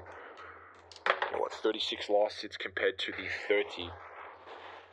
But the thing is that Dire's still going to be able to push the tempo. Like, so Morphing's got Morbid Mask. He will be able to farm the jungle really nicely now. 4 points in the attribute shift, won't really need any. Yeah, he's got the sustain now. He's got the sustain item. But the off-lane heroes is the question. You know, Tide, they've given him a lot of space. We've got both level 8s on the off-lane. But now Timber, you know, he hasn't been able to really tank up right now. I mean, top of the net worth, but... So they got a Soul Ring to work around with. Looks like he's missing a fair bit of gold. I mean, he's got 800 in the bank right now. I don't know why he doesn't have a Bracer. The magic resistance is tanking up naturally against Dire, but... I mean, no one's showing mid. They've got a really nice ward as well, so not being able to scout out anyone, okay, so they will finally find AQ. I think Timber just has to dip. Like, go top, or may even beeline at mid and try and take the tower. And this is the one issue on Radiant, is that right now, through the early game, they don't take any objectives, so they have to really be far enough ahead to make them worry. And this feels like a game as well, where I'd say there's 2 games on the Faceless Void, where it's either they got to commit to the tower and they might be able to get that, and then the objective, so the outpost as well. They got to beeline it there, man. I think they're baiting it potentially, but I guess you can claim it on the low ground and they should be successful. He cut down the wrong tree. Oh no, Wizard may have just cost him for this here. They need a stun. Unfortunately, Timber doesn't have that, so they will be able to get it. It's going to be a 1-for-1 with the outpost, but I'm so surprised he's going Greaves and no magic resistance this game at all. Invisibility. So this is I think 1 out of 2 games on the Void where you either want to use the Chronosphere as much as possible because it's a guaranteed kill, or if you have to save the Chronosphere because whenever you use it, then when it's on cooldown, Dire are going to start to play very aggressive and take down towers, and I think that's the way Dire are able to get a good firm grasp on this game, with the high points in Edict, level 3 now already, and kind of just running at Radiant, where they have a very greedy lineup in the Void and the Morphling. This is the second game in the best of 3. You know what I mean, chat? Second game. Dire's top tower is under attack. What do we got? He's gonna go Mask of Madness. We've seen a lot of Mask of Madness tonight. Interesting item build, but even then, Morphling just unable to really get the farm coming through, unfortunately for him. Still Dire on. Try and make a smoke gank, not really going to be able to get anything. I would have much rather to smoke mid, maybe get a pick off, get a ward in the area, and then transition that into a tower. They really need to try and take the T1 as fast as possible, and then start to force the Morphling out of a position of the map. Because in the meantime, I mean, Mookie, oh god, look at this defusal game, chat. Whew. Oh lord, this is a hell of a defusal game. Oof. I mean, I love this item build from Mookie, even though they kind of nerfed it a little bit. They're still only level 5 on Snapfire as well. They need this level 6 coming through for the Chrono. I don't think they kill Wizard actually in the Chronosphere with the Hood. They're going to smoke behind the Morphling, but this is not the hero you want to be making plays around, Timber. Unfortunately, doesn't get the Arcane Cookie off the mark as well. They're going to be careful how deep they dive. They do have a very good ward in the area. A couple of items going to get picked up as well, I believe. We got the Mask of Madness, we got on the Void, so that does increase his damage output in the Chrono. We got the mech now on the Timber as well. Dire's middle tower is under attack. There we go. There's a little bit of slow siege, but Dire, they're going to force a couple of heroes like to see Timber try and deal with the trees just to get rid of the potential of that fog TP. But straight away, I mean, they see two TPs mid, they're going to straight beeline to the top side here. And you already see the Voids putting a fair bit of pressure on the tower. Got to cut down these trees, brother. You got a Quelling Blade for it. This is the important thing, man. I mean, if you've got a way to deal with the trees and to make sure they don't TP into a fog, even then, no stress. They're able to take the first tower at least for Radiant. Now we're going to see a fight mid potentially, man. Got the Ravage Chronosphere as well into 2, but if there's no Mortimer Kiss, it's a lot of damage onto the left track right now. AQ's going to get brought down, and look at the Whirling Death Wizard. He's just forced to disengage here. They'll finally get the kisses. Nice use of the Global. We'll be able to drag that one out. So the Wizard able to make it on the backline here. You see, I mean, Timber, I mean, even with only 1 point in the Whirling Death, the pure damage, but also the percent against the strength here, just shreds through you. And I mean, they got the Familiars as well, even though with the Chronosphere on cooldown, it's a Chrono for a global silence now committed, and Wizard commit this one to the backline here. They get the Adaptive Strike, but it's not a lot of damage. They get the T1 tower. I'd say you're pretty happy with that. Time to back off here. Now with the Chronosphere on cooldown, we'll probably see Newbee maybe commit for the mid tower. And this is where Timber has to flex his muscles. Be that Guardian. I just want him only sitting mid. Only the Timber. It has to be there. Being around it's updated without F5. What do you mean? What? It's not coming up in game. I mean, I know it's in title, but I don't know what you mean by that. 1200 gold now in the bank for the Void, so I wonder what he wants to go for next. The Mom Diffusal, Manta, a lot of choices right now. We saw that Battle Fury last game when he went the Mom into the battle. Isn't Sameo's build the Battle Fury Aghanim's as well? Timber? I mean, you don't want to be there, brother. Like, that's not a good spot to be. Ooh, they're baiting the Sentry here. AQ's doing a pretty good job at it, but it looks like they'll finally scout it out. I was referred to the title. Yeah, I mean, all good, man. All good. Someone in chat's able to help you out. Don't stress about it at all. See, I mean, now the Dire aren't really getting anything out of this with the Chronosphere being on cooldown. They're going to try and make a movement down bot before the bounties, but they got a really good ward in the area. They've got to be careful to Void, actually. They get the Diffusal Stone with the combination. Boy, can he get the time walk off? No, he can't. very greedy there to try and go for that bounty with the ward on the higher ground. I mean, he should have been able to disengage, but unfortunately. There we go. Oh, that's a big kill though. That's another one on the Void. See if they can try and transition this into potentially an objective. You see how both the off-lane players are playing right now. The flexing, how strong they are. Just grouping up mid, preventing kind of any real threat. You know, Wizard can't really do too much because they've already lost the tower now, but even then, Visage is going to go for a similar build as well with what we saw last game in the Vlads. I still think they need a pipe. And it looks like Timber's already got freeze 15 minutes in. He's been able to farm really nicely. Now Chrono, solo onto the Tide Hunter here, but with all the magic damage coming through, Wizard's going to get brought down. So straight away they'll commit the Chrono, put it on cooldown, down for 160. And I still want to, Die don't use anything. We saw last time the Chrono was traded out for the kind of the global silence as well towards the end of the fight. So now I want to see Die that you got to push, you got to do something. Take a tower. But they're going to go Roche, man. Mookie's got a TT. Radiant have very good vision in the area as well. Dire do not.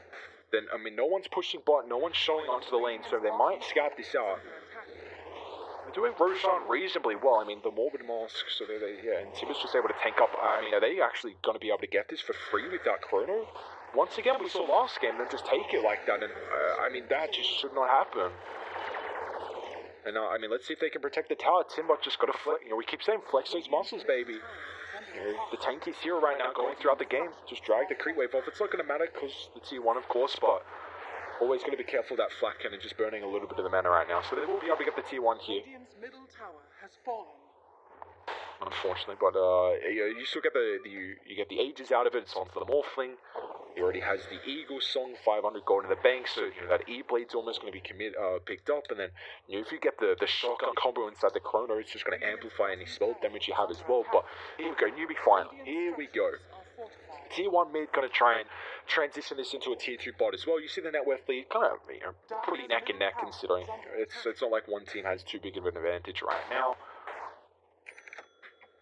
Everything's kind of neck and neck. I think the fact that they didn't pressure up the Timber. He was able to go very greedy and get the wood. Get the greaves first. I think he's massive. They do have a couple of heroes in the high ground. Baiting out. Visage is going to get shown mid. Kind of all they're seeing right now. Just they do see 3 heroes actually. So even then, instead they're just going to try and wrap on mid potentially. Nice, use the familiar stuns. Moogie should have the movement speed to be able to dodge out the next, but Morphling's going to actually wrap on mid. However, they get the global silences as well. Morphling without the strength morph coming through, will lose the first life here. Can they kill him a second time? That's the question. They have the toss set up for afterwards. Another split earth is going to come up in the meantime. They're going to be able to bring him down. Can they? No. Gets away from the Furies. Just help out there, and they're going to be careful. Wizard trying to rotate over. And he's got the phase boots. Can he pop the Ravage in the meantime to cancel the TP? They get the toss instead. Still max strength. Unable to get any more health through. He probably survives if he just tries to run away. Now Newbee. That's a couple of kills there. They're going to try and find the Timbersaur as well. They got the ward on the high ground. They have the Yule set up. Brady want to think about taking a fight with the Chronosphere available right now, but it looks like the Void actually just still towards the top side of the map here, and they got the outpost control from Dire, so it looks like there won't be any rotation coming. With the Spirit Rescue, Tim is going to end up dropping to the Afterlife as well. That's a great fight for Dire. And just the replicate into the global silence, a little unfortunate there for the Morphling, and then somehow able to survive him with familiars, but it's just not going to matter. They don't even commit the Ravage there. All they use is the global, and unfortunately the Void, that could have been maybe a fight they turn around considering he had Chrono, but they're still going to continue running at them. They want the BKB before they take the fight. Looks like instead they'll just lose the Observe Wards, but Raid don't have any vision up here, so they really got to be wary if they wanted to continue this aggression. Now with the BKB, maybe Void can kind of time walk up there. It is a great Spirit Vessel game. Very good pickup from Waxy. He got it at decent timing as well. The Timber does have a way to dispel with the Greaves. It's a really good dispel this game. I hope he goes yours as well, Waxy. What do they still want to work around with the Ravage? Tight Ender. He's playing on the back line here. Doesn't want to cast it just yet. Waxy's still able to get the Spirit Vessel out. It's really nice against the Time Walker now. moves forward. They find Moogie, pops his own BKB as well in the meantime, so not really outputting too much damage. The bash is going to help now. A double bash coming through. They find the Titan inside the roach pit now. The Chronosphere on the backline. Where's the Mortimer Kisses? So that's the question. AQ straight on top of the stat fire, so they won't have any follow-up. Another time walk, can he get off in the meantime? The silence are going to be there. The Mortimer Kisses might give him some protection. Now Morphling's going to come in from this other side as well with the waveform, but he still doesn't have the shotgun build. Void lose all the mana thanks to the fire cannon with the diffuser blade, and now there's just no output they're going to be able to provide without the mana to be able to cast out the ability. Smallfling able to wait from the high, but now Wizard trying to deal with the rest of the heroes, closing on the distance on the Snapfire here, but it looks like Timber gives him some protection. They got the movement speed throw from the Chakram, perfect chain lockdown. Morphling actually does end up falling off to the side as well. Somehow Wizard's still alive, man. Timber is going to make sure it connects perfectly because the silence is going to come at the last second here, but it looks like said the Visage now will split Earth. Timber, you're going to be careful how far you want to overstay your mark here because you do have the stat, but he's pretty weak as well to help out.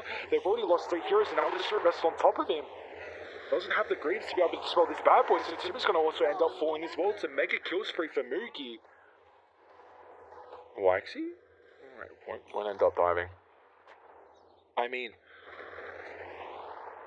that fight was really nicely played from the Leshak. A couple of buybacks forced there, so looks like Dai still get the swing, but the way the Leshak took the fight, just running at the Snapfire so he couldn't get the Mortimer Kisses inside the Chrono, was a good Chrono. Void found the Giant, I believe, as support as well, but they just didn't have any follow-up because Void had to commit so far on the backline, and you just see that. I mean, Morphling right now, I mean, somehow hasn't got this E-Blade, 0 and 3.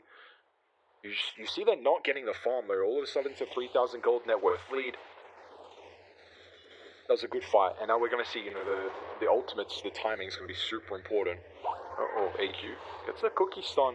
Lesh is going to be careful here. He's dived incredibly deep. With the Yulso, Timber's going to have the follow-up as well with the time dilation, so Leshrak's going to be in a bit of a tricky situation. At time lock 4, they're going to be able to find it all on the Lesh. It's a big one at that. Lesh has been kind of causing a havoc constantly throughout the past couple of fights here, and just with the side lanes as well. Nice to play from them. That's going to give them, allow them for the Chronosphere to come back off cooldown, give the Void some time to get some farm as well. But Morphling, more importantly, it looks like he's got the E-Blade coming out. Wants to go for the BKB next item. So he does have the Flak Cannon with the Replicate. So he keeps going for the Gyrocopter. But yeah, to bring up on the Spirit Vessel, it's not only good against the Timber and the Morphling, but I mean, one Visage is really tanky. You're not really going to use it on the Visage, but the Greater Keeper's Coat does make it annoying. But the thing is that it stops the Time Walk healing, because that does technically count as healing, so it's going to reduce how much you get back after it. Radiant setting up a little bit of a trap down bot. Do you have Chronosphere available? Ping's going to come through. Void's in a good position right now. Runs into Moogie, but Chrono, he doesn't pop the BKB in the meantime. And with the follow-up, they'll chuck up the Global Silence, but it looks like still the Void should have the damage to be able to bring down Moogie. Needs a couple more bashes. Going to commit the Time Walk. One more right click. Can he find him still in the meantime? The BKB's now kited out, and Moogie somehow able to stay alive here. The Kisses just won't find it, but look at the damage they deal with the tree, so AQ won't be able to hide out. And now Waxy as well. Uh-oh, they lose all 3. Wizard as well, he actually commits to this. Wizard, what are you doing there, brother? Everyone's just dead. You can't be there. 4 down on Newbee. They just pause as well straight afterwards. Uh-oh. Black looking in game 1, not so good in game 2, vice versa for Newbee 2. I think they're looking decent in game 2 for a team that I haven't heard of. I mean, you see the Global is really preventing a lot of damage coming through. Like, the Snapfire needs a way to dispel it, honestly. I mean, he's going to build pipe, but they're going to have a double pipe this game. I mean, it is all pretty much magic damage from Dire. You got some physical on the Lesh. That's really not even too much to mention. And Faith, they're just going to dive him here. Doesn't have the shotgun build available, but with the Timber Chain, they'll close the distance. Dodges the Chakram, it's not going to matter too much. Faith will end up falling.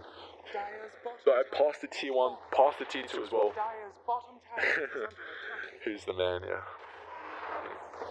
Sansa's dead for 60. I mean, if that is the support, I don't think they go high ground. Right, chat. You don't think they go high ground. I mean, they're going to melt through the buildings really fast. They're going to glyph up themselves as well, just protect a couple of the wave here, more importantly. They do have Ravage. They're just going to try and get the tier 3 tower, I imagine. Maybe even a melee rack. So it looks like Lesh just is out of there. He's not even going to try and defend this dude. So, I mean, Tide's going to TP on the front line here without a Leshrac. Lesh is going to get shown as top as well, so they know he's not here. They get a tier 3, they're out of there. They might be able to hold the higher gun in case Dire overstep the mark a little bit.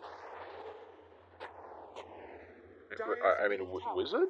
You gotta know they're gonna hold the higher ground here. Oh, they don't get a stun. Alright. Now all of a sudden, 3,000 gold net worth lead. You see the damage output right there. I mean, on stun, the Morphling's able to get a little bit more agi, but look at that skyrocket back up after the last fight and the objectives they were to take. I mean, they got all 3 towers down bot after that. We'll be able to get all 2 bounty runes at the bottom side as well, and it's a 73% win probability. And also, we've got some tier 3 items. We'll take a quick look in the meantime before Wizard ends up playing very far on the front line. Just the stuns is the question mark right now from Radiant. Really wanting to bait Wizard up here. Try and burst him down with a shotgun though, they've got to be careful. Might be enough for the scatter blast, but the last second they do dispel off the E-blade, so luckily the Kraken shot. I mean, I want to see if the Kraken shot doesn't dispel the E-blade, they get the slow, and then the scatter blast probably connects, and I imagine that's maxed out. I don't know if it would have been enough, but and regardless, and I mean, no, you take a look at the net worth from the cause. I mean, with a team that was very greedy. I mean, it's 25 minutes into the game. They have the net worth lead right now. Still, I'm worried about kind of the cooldowns. But the fact that you have a Morphling faceless Void draft, I still think, Morphling only having an E-blade, they probably need about 5 more minutes, but I think things are looking good for Radiant considering. If they can dodge this smoke gank and make it all the way on the backline, like even if Snapfire just ends up dying here, you're fine. Yeah, exactly what you just said, Dev. If this smoke doesn't connect, then they're in a bit of a situation. I mean, they might be in a great spot to pop it, and they will be. Nice, use the familiar stun. Wax still doesn't have to blink as well, so they're just out. They're going to dip straight away. I mean, they're taking a little bit longer of a time here. They want to fight, actually? And Void's just farming up mid. They're going to be really careful. They do have great vision in the area right now, so it looks like Newbee, they're going to back off. I mean, look at bots getting pushed in. Mid's going to be around the halfway mark. And Dire don't have the initiation, Tiny still doesn't have the blink because he had to go Spirit Vessel. It is a great Spirit Vessel game. I don't think he's wronged in going that route. But Tide hasn't gone for that either. We'll take a quick look at the neutrals in the meantime. Spider-Lace is nice, at least. It's going to allow the gyro. He's farming really nicely, actually, on Mugi. A lot better than what I expected. 18 assists. See, Radiant got all theirs. They've even got a telescope. So it's going to make it even easier to be able to use the kisses on the back line, which is more the important thing. I mean, still, as soon as they use Chrono, you're just going to global silence, as long as the silencer doesn't get Chrono. That's the way if they can silence Chrono the silencer, then, ooh, he went Battle Fury. I must have just picked it up. Dire's top tower has fallen. Doesn't seem like he'll finish coming online. Gyro has really weird timings right now. I mean, the hero's good throughout the early game. And then you have like this little bit of a mid-game time. I mean, they've got to get him roast, man. They are doing it so fast. They've got a good ward as well, but they're just pushing him bot. I mean, AQ's going to try and rat at least in the meantime, and Age is already down, and just a measly old Tidehunter illusion, so, I mean, Lesh can't really put any pressure onto the tier 3 tower. I mean, this is Age's cheese now. Morphling's got cheese, Void has Ages, and they're fine with, maybe farming up for the next minute or two. I mean, I don't think they're closing too close to the next set of items here, but considering Void just picked up the Battle Fury, but you're fine with kind of getting the farm coming through. I wonder if he does go the Aghanims as well. I have heard Smail likes the Battle Fury Aghanims. I don't know how he itemizes, like if he goes B Fury first and then Ags, but if they don't have the Void, they do have to be very careful. Because one good fight for Dire can just kind of swing this all around. You see Waxy. This should be fine, he's got a blink. Nice job at being able to cut the wave here. Dire are getting a lot of farm across the map as well. They're going to lose the Timbersaur's Lotus Orb as well, but meanwhile, Mugi, and he has to pop the BKB, but they get the Familiar Sons able to close up on him. So they commit the Chrono from the Void, but he also BKB'd for that, and he does not have a buyback available. Radiant structures are fortified. Yeah. Yes, I agree with that. AQ. Follow-up right now coming through from Radiant. Still going to commit for this. I mean, he's got another. He needs to hold the split Earth in case he tries to TP out, unfortunate. I thought the play was just staying on top of him so he doesn't try and TP up. Yeah, the Battle Fury definitely secures it. I still think my only issue with the Battle Fury is that I think Dire have to win this game still, like, in the next 5-10 minutes, and the Battle Fury doesn't really give you damage. Like, it's mainly just, it is securing your late game. So if they lose, like, 2 fights and they don't have Chrono for a high ground defense, then it feels like you're put in a really bad spot. But right now, he's being able to get the farm to work towards the Battle Fury and see mid as well. Trying to find the Lesh. I mean, Void's just doing Void stuff. I mean, very far pushed out, but he does have the time or cast range, so they're able to make it back towards the team. They're going to have Aegis for another pretty much 3 minutes now. Yeah, I don't think he needs to kill Chrono though. But the only issue is that the global silence is really, really annoying to counteract kind of the follow-up combo. Go, Wizard. This is how you got to play on the tight line, to sit on the front line, waxy, toss. They will be able to find the ball from there, bursting down, and can't get the cheese off in the meantime with the Ravage as well. Timber, relatively tanky, but they don't have the Chronosphere. We're trying to man fight right now, but you've got to be careful how far you overcommit right now if you're raiding. Wizard on the front line. This Sarge is pretty tanky as well. They're going to another Avalanche toss combo. We're actually being able to play this team fight incredibly well right now for the Tiny. There's going to be Vita coming through for the Morphling as well. They do have the outpost control, but meanwhile, BKB committed. I mean, Void's just chasing down a Tidehunter, and this is not the hero you want to try and kill. And you can't, don't aim the Tide. You just can't do this right now. Chrono's up in 25 seconds, but he doesn't have the BKB for protection. And Black, there you go. They've come back now. Newbee, that one fight. They're going to find the Visage as well. Timbersaw toss back to Tiny. Oh my lord, what an incredible team fight. Split Earth stops the chain. What? How do you... What? That is why I was not a fan of the Battle Fury, because you do that. And I could see it coming.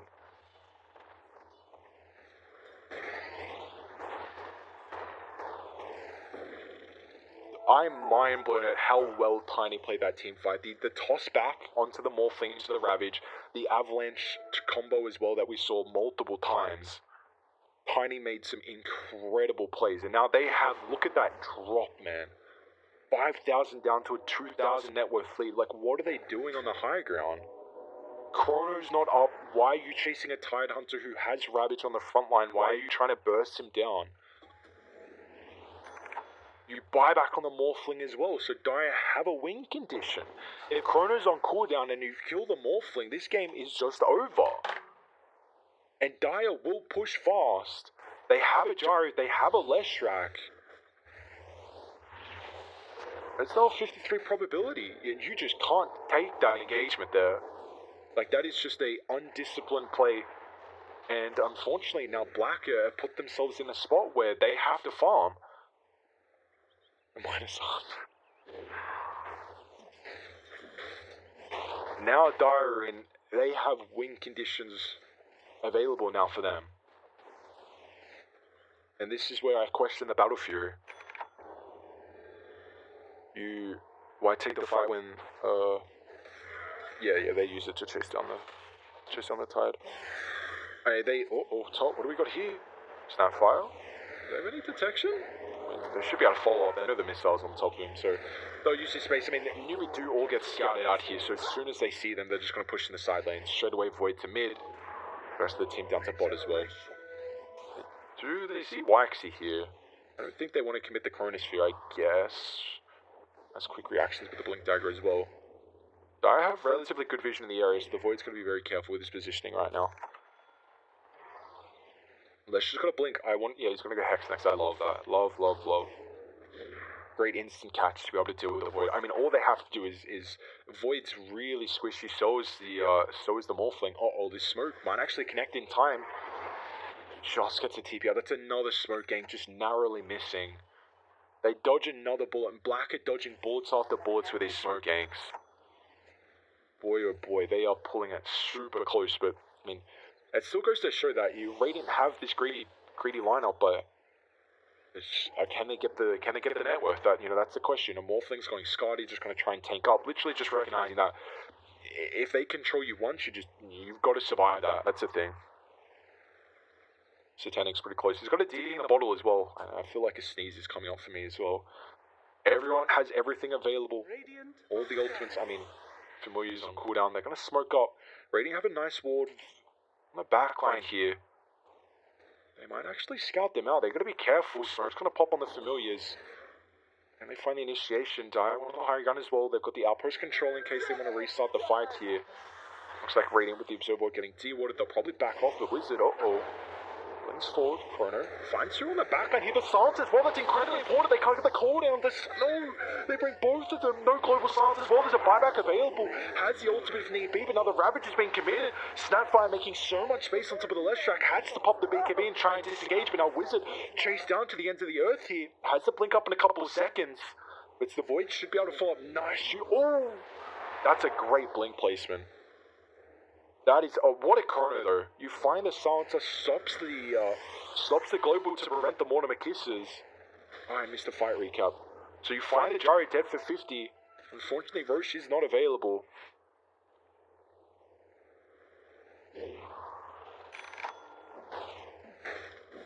Very important for them. And you see, he's got a Yule Scepter now, the Timber. It's 35 minutes in, but it just goes to show the kind of being able to dispel what die output, the Spirit Vessel, the silence. It's so important. They still hold the global silence though, which is the important thing. Body's getting pressured in by Waxy. It's a double catapult wave as well, so you've got to be careful with this. But the Gyrocopter, no buyback. I'm trying to with the base here. Looks going to get forced. No, I mean, Lash is also going to TP bot as well. He doesn't have TP available. Boots of Travel and TP scores on cooldown right now. So they're probably just going to trade a full lane of Raxi, but they could go bot if they see Lesh doesn't come back. Because there's still T2 mid and top still remaining, and yeah, they're just going to go bot. So, I mean, Lesh commits for that pretty heavily there. Does move very fast, so he's going to be able to rejoin them, but you see without the Edict, it's taking a bit too long here now. We'll get the melee bot. Waxy finds the Timber Sword. Hasn't got too many reactive armor stacks, but looks like with the Lotus Sword, he's going to be fine in the last track. A bit of a tricky spot. It's a lot of damage, man. He needs to get the BKB off. Time Walk instead will be fine. Uh-oh. Oh, they all make it out. Okay. So they lose a full set. So they trade a full set, but they're able to get a melee down bot. So that would have been really nice if they got the full set as well. It just would have counteracted what Radiant just got. What do we got here? Morphling buyback in a minute 40. That's incredibly important. The win condition that we brought up from Newbee. Roche is going to be up in 50 seconds as well. So this will give the Morphling enough time to die win that fight. He'll have buyback. This is really, really nice for them. Although it looks like he might buy out for the Skadi potentially, and he does. Okay. Yeah, Ethereal Tiny. He's really farmed as well, actually. Take a look. Surprised how farmed he is. I mean, he has had a really nice game, and they're baiting high ground. I mean, Chrono's available. Mid as well, they're... Wizard? Uh-oh, Void's gonna be careful here. We'll find Wax in the high gun, another blink. Quick fingers. They don't have any sentries in the area actually by the observer board, so Wizard's gonna be careful with how he positions with this. They might be able to scout out the Ring of Aquila on top of the Creepway potentially. I mean, being able to check that though, it's a very minimal chance. Dire got great vision in the area. This is gonna be a good fight for them to take Morphling. The most burst down is actually going to commit the waveform. Gets a replica, but it's only on the Tiny, not really the target you want, but on the back AQ, tries to deal with the Visage, will be able to burst him down to start the fire down. The BKB is going to get forced from Morphling. Full strength Morph coming through thanks to the Global Silence right now, but they've already committed the big ultimate, so Radiant might see them back off with this being on cooldown. They don't lose the gem as well. So the BKB down for the Morphling, but he does still have the cheese as well to work around with. You cannot group up right now, because the Global Silence won't be able to stop the follow-up damage coming through from Radiant. Roche is up. What are we feeling, lads? What are we feeling? Is it Shard or is it Aghanims?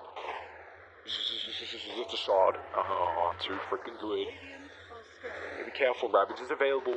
Wizard needs to find the initiation right now, but they don't have a ward on the higher ground. How do they start this though? Oh, you're even using the Cory to bait, Waxy. You just can't blow up the Morphling. We'll be able to get the toss, but now with the BKB, won't be able to find anyone in the backline. A little bit of a preemptive time walk, but now instead, Morphling commits the waveform straight onto Waxy with a shotgun, able to burst on the Tiny. Does not have a buyback available. Now Wizard caught out on the front line here. Relatively tanky though. Chuck out the Glimmer as well. Radiant, no sentries in the area, but still, he commits a waveform right now. BKB is going to be up in a couple seconds here. Lotus Orb gives him some protection. Wizard's falling incredibly low as well. They're going to be careful. I think it's time for Dire to try and disengage here. Bottom lane is getting pushed in as well. Just got to keep that in mind for the base. Still, Gyro. On the high ground, got the chronosphere, commits a BKB, but the Void hits incredibly hard. Look at the damage coming through. He doesn't pop his own BKB now. The Ravage on the back up in the morning kisses forward. Mookie, he pops the Satanic. It's enough to keep him alive. No, it's already doesn't have a buyback available as well. Another Titan Hunter. He's already committed the Ravage. They're trying to chase him to the ends of the earth here. Boy, gotta be careful. They get the cookie, so Morphe's down. Doesn't have a buyback though, but Dial, they lose 3 heroes. They all don't have buyback. Roche is available as well. Wizard has the blink. Playing with fire now. Really playing with... blink? No? Wizard? He's just dead. Alright, he's got buyback at least. He's going to do it straight away, but Roche is just falling. This refresher shot as well. So even if, if they get this in time, they're going to have another chronosphere to work around with. Wizard's got a blink. Can they snatch this? That's a question. Wizard blinks straight in, but Roche is just not down just yet. Nah, she's a familiar. Sun's age not picked up just yet. Snapfire's going to take it in step with the Void. Way too much damage. He's got a BKB. Picks up the refresher shot as well. He's going to pop it straight away. Now Wizard, a time walk forward on top of the Tide Hunter. Dieback coming through. Now Wax is the next target as well. They can follow up here. The Timber Chain, the Time Walk as well. Waxy. They just need the heals. They're going to be able to get it here. Nice attempt with the Avalanche, but it's not going to matter. Tiny. He doesn't have a buyback available. That's just going to be 3 heroes down. AQ going to try and help out the blink. Hex straight on top of the Void, but he's got a BKB now. Another chronosphere. So AQ on the left. He's going to run away, but they could just commit the chronosphere. Off the mark. AQ just a little bit too fast, but now with the BKB. Can they get a bash coming through? Time dilation's going to be up in a couple seconds as well. They need the slow. Damn, AQ is so goddamn fast. Look at the space, man. He's out of there. T-Boss straight back to me though. Moogie's back up. They don't have 2 out of the 5 heroes. They do commit the chronosphere as well. Unfortunately, the Morphling's going to be up in a couple of seconds here to work around with. Not a lot of mana. But still, what are they lacking? They still have their range racks down bot. They don't have the outpost top though, so that's kind of the issue. They won't be able to rejoin them fast enough for Morphling without a boot to travel. Just trying to slow this shit down as much as possible. Another BKB from Moogie. So that's a Satanic to work around with below Sword. Next up onto AQ. Morphling's about to close the distance. He'll get there in a short duration. He's got the waveform charge as well. Mortimer-Kiss is going to get forced out here. Mainly just zoning back Dire. They're going to force to pop the glyph as well. They need the Lotus Orb to be able to try and keep the Void alive. It looks like stops the initiation coming through from AQ. Melee Rack's going to fall. They'll get the range racks as well as Sapphires. And he still has the ages now. AQ blinks forward with the BKB. They get the Hex. Morphling. Can he get the Strength Ball down in the meantime? Morphling. He's just dead again. 100 seconds on the deck and not Dial.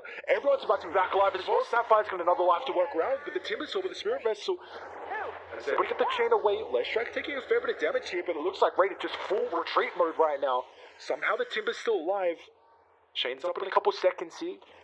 Wade might be able to do some work here. He wants a range. They want Megas. He does have buyback, and without Glyph, he's going to be able to secure this now. Doesn't have a BKB. He's just going to time walk TP. Oh, beautiful play. Beautiful. Mega creeps out. This is it. Dire got to walk down mid. Lesh is level 26. Has got the Diabolic Edict charges. Morphling. 800 gold right now. They got bounties. Bottom top won't be enough gold. Chronosphere's up in 30 seconds as well. Leshrac's by himself. Just so the Yules doesn't have the BKB up now, and he's actually going to think about turning it. This is space. This is fine. Don't commit too far. Don't commit too far. You force a buyback on the Snapfire there. Chrono up in 20 seconds, and Dire aren't going to get anything out of this. It doesn't look like bot's already pushed in, but there's still a tier 2 mid, and they have to end the game right here. Sansa's got the boots to travel, so we'll be able to join them. They should not defend bot. Wait till the Morphling's up. Do not overcommit right now. Dire. Ravage is down. 80 seconds on the deck. That's a lot of damage onto the Tide Hunter here. And oh no! The DD on Moogie. They dropped the Chrono. It's so much damage. Look at the Void going onto the Gyrocopter. He wants the protection coming through the Bastion to Bastion. He's able to get the Earblade. Moogie somehow still alive. Pops the BKB in the last second. Now the Timber on the front line. Morphling is alive though. There's going to be a TP on the back of the Mortimer Kisses. Moogie might end up falling. He's there. Doesn't have a buyback. They find his answer as well. The next target's going to be the Leshrac. A Bash coming through. He's able to pop the BKB, but is this enough? They all end up falling. This might just be game.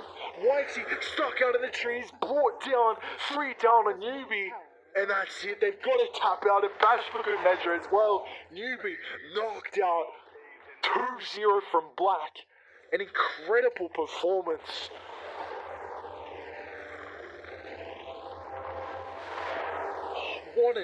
through the chronospheres. Just, it got to the stage where, I mean, Void was able to get a couple of items after the Battle Fury, and now he had the damage for the chronosphere. Now they had the late game. You know, at that stage he had he had the Moonshot along with the MKB, and the damage in the Chrono was just enough. I'm surprised they didn't get E-Blade faster out, but Newbee had to go for that. They had to go for that late game, that last little push. Visage 5 ban, is it a thing? Who knows? I mean, the Radiant just win 2 games in a row with it, but it felt like... Dude, YXE had an incredible series. Like, that Earthshaker performance game 1, the Tiny performance game 2, that was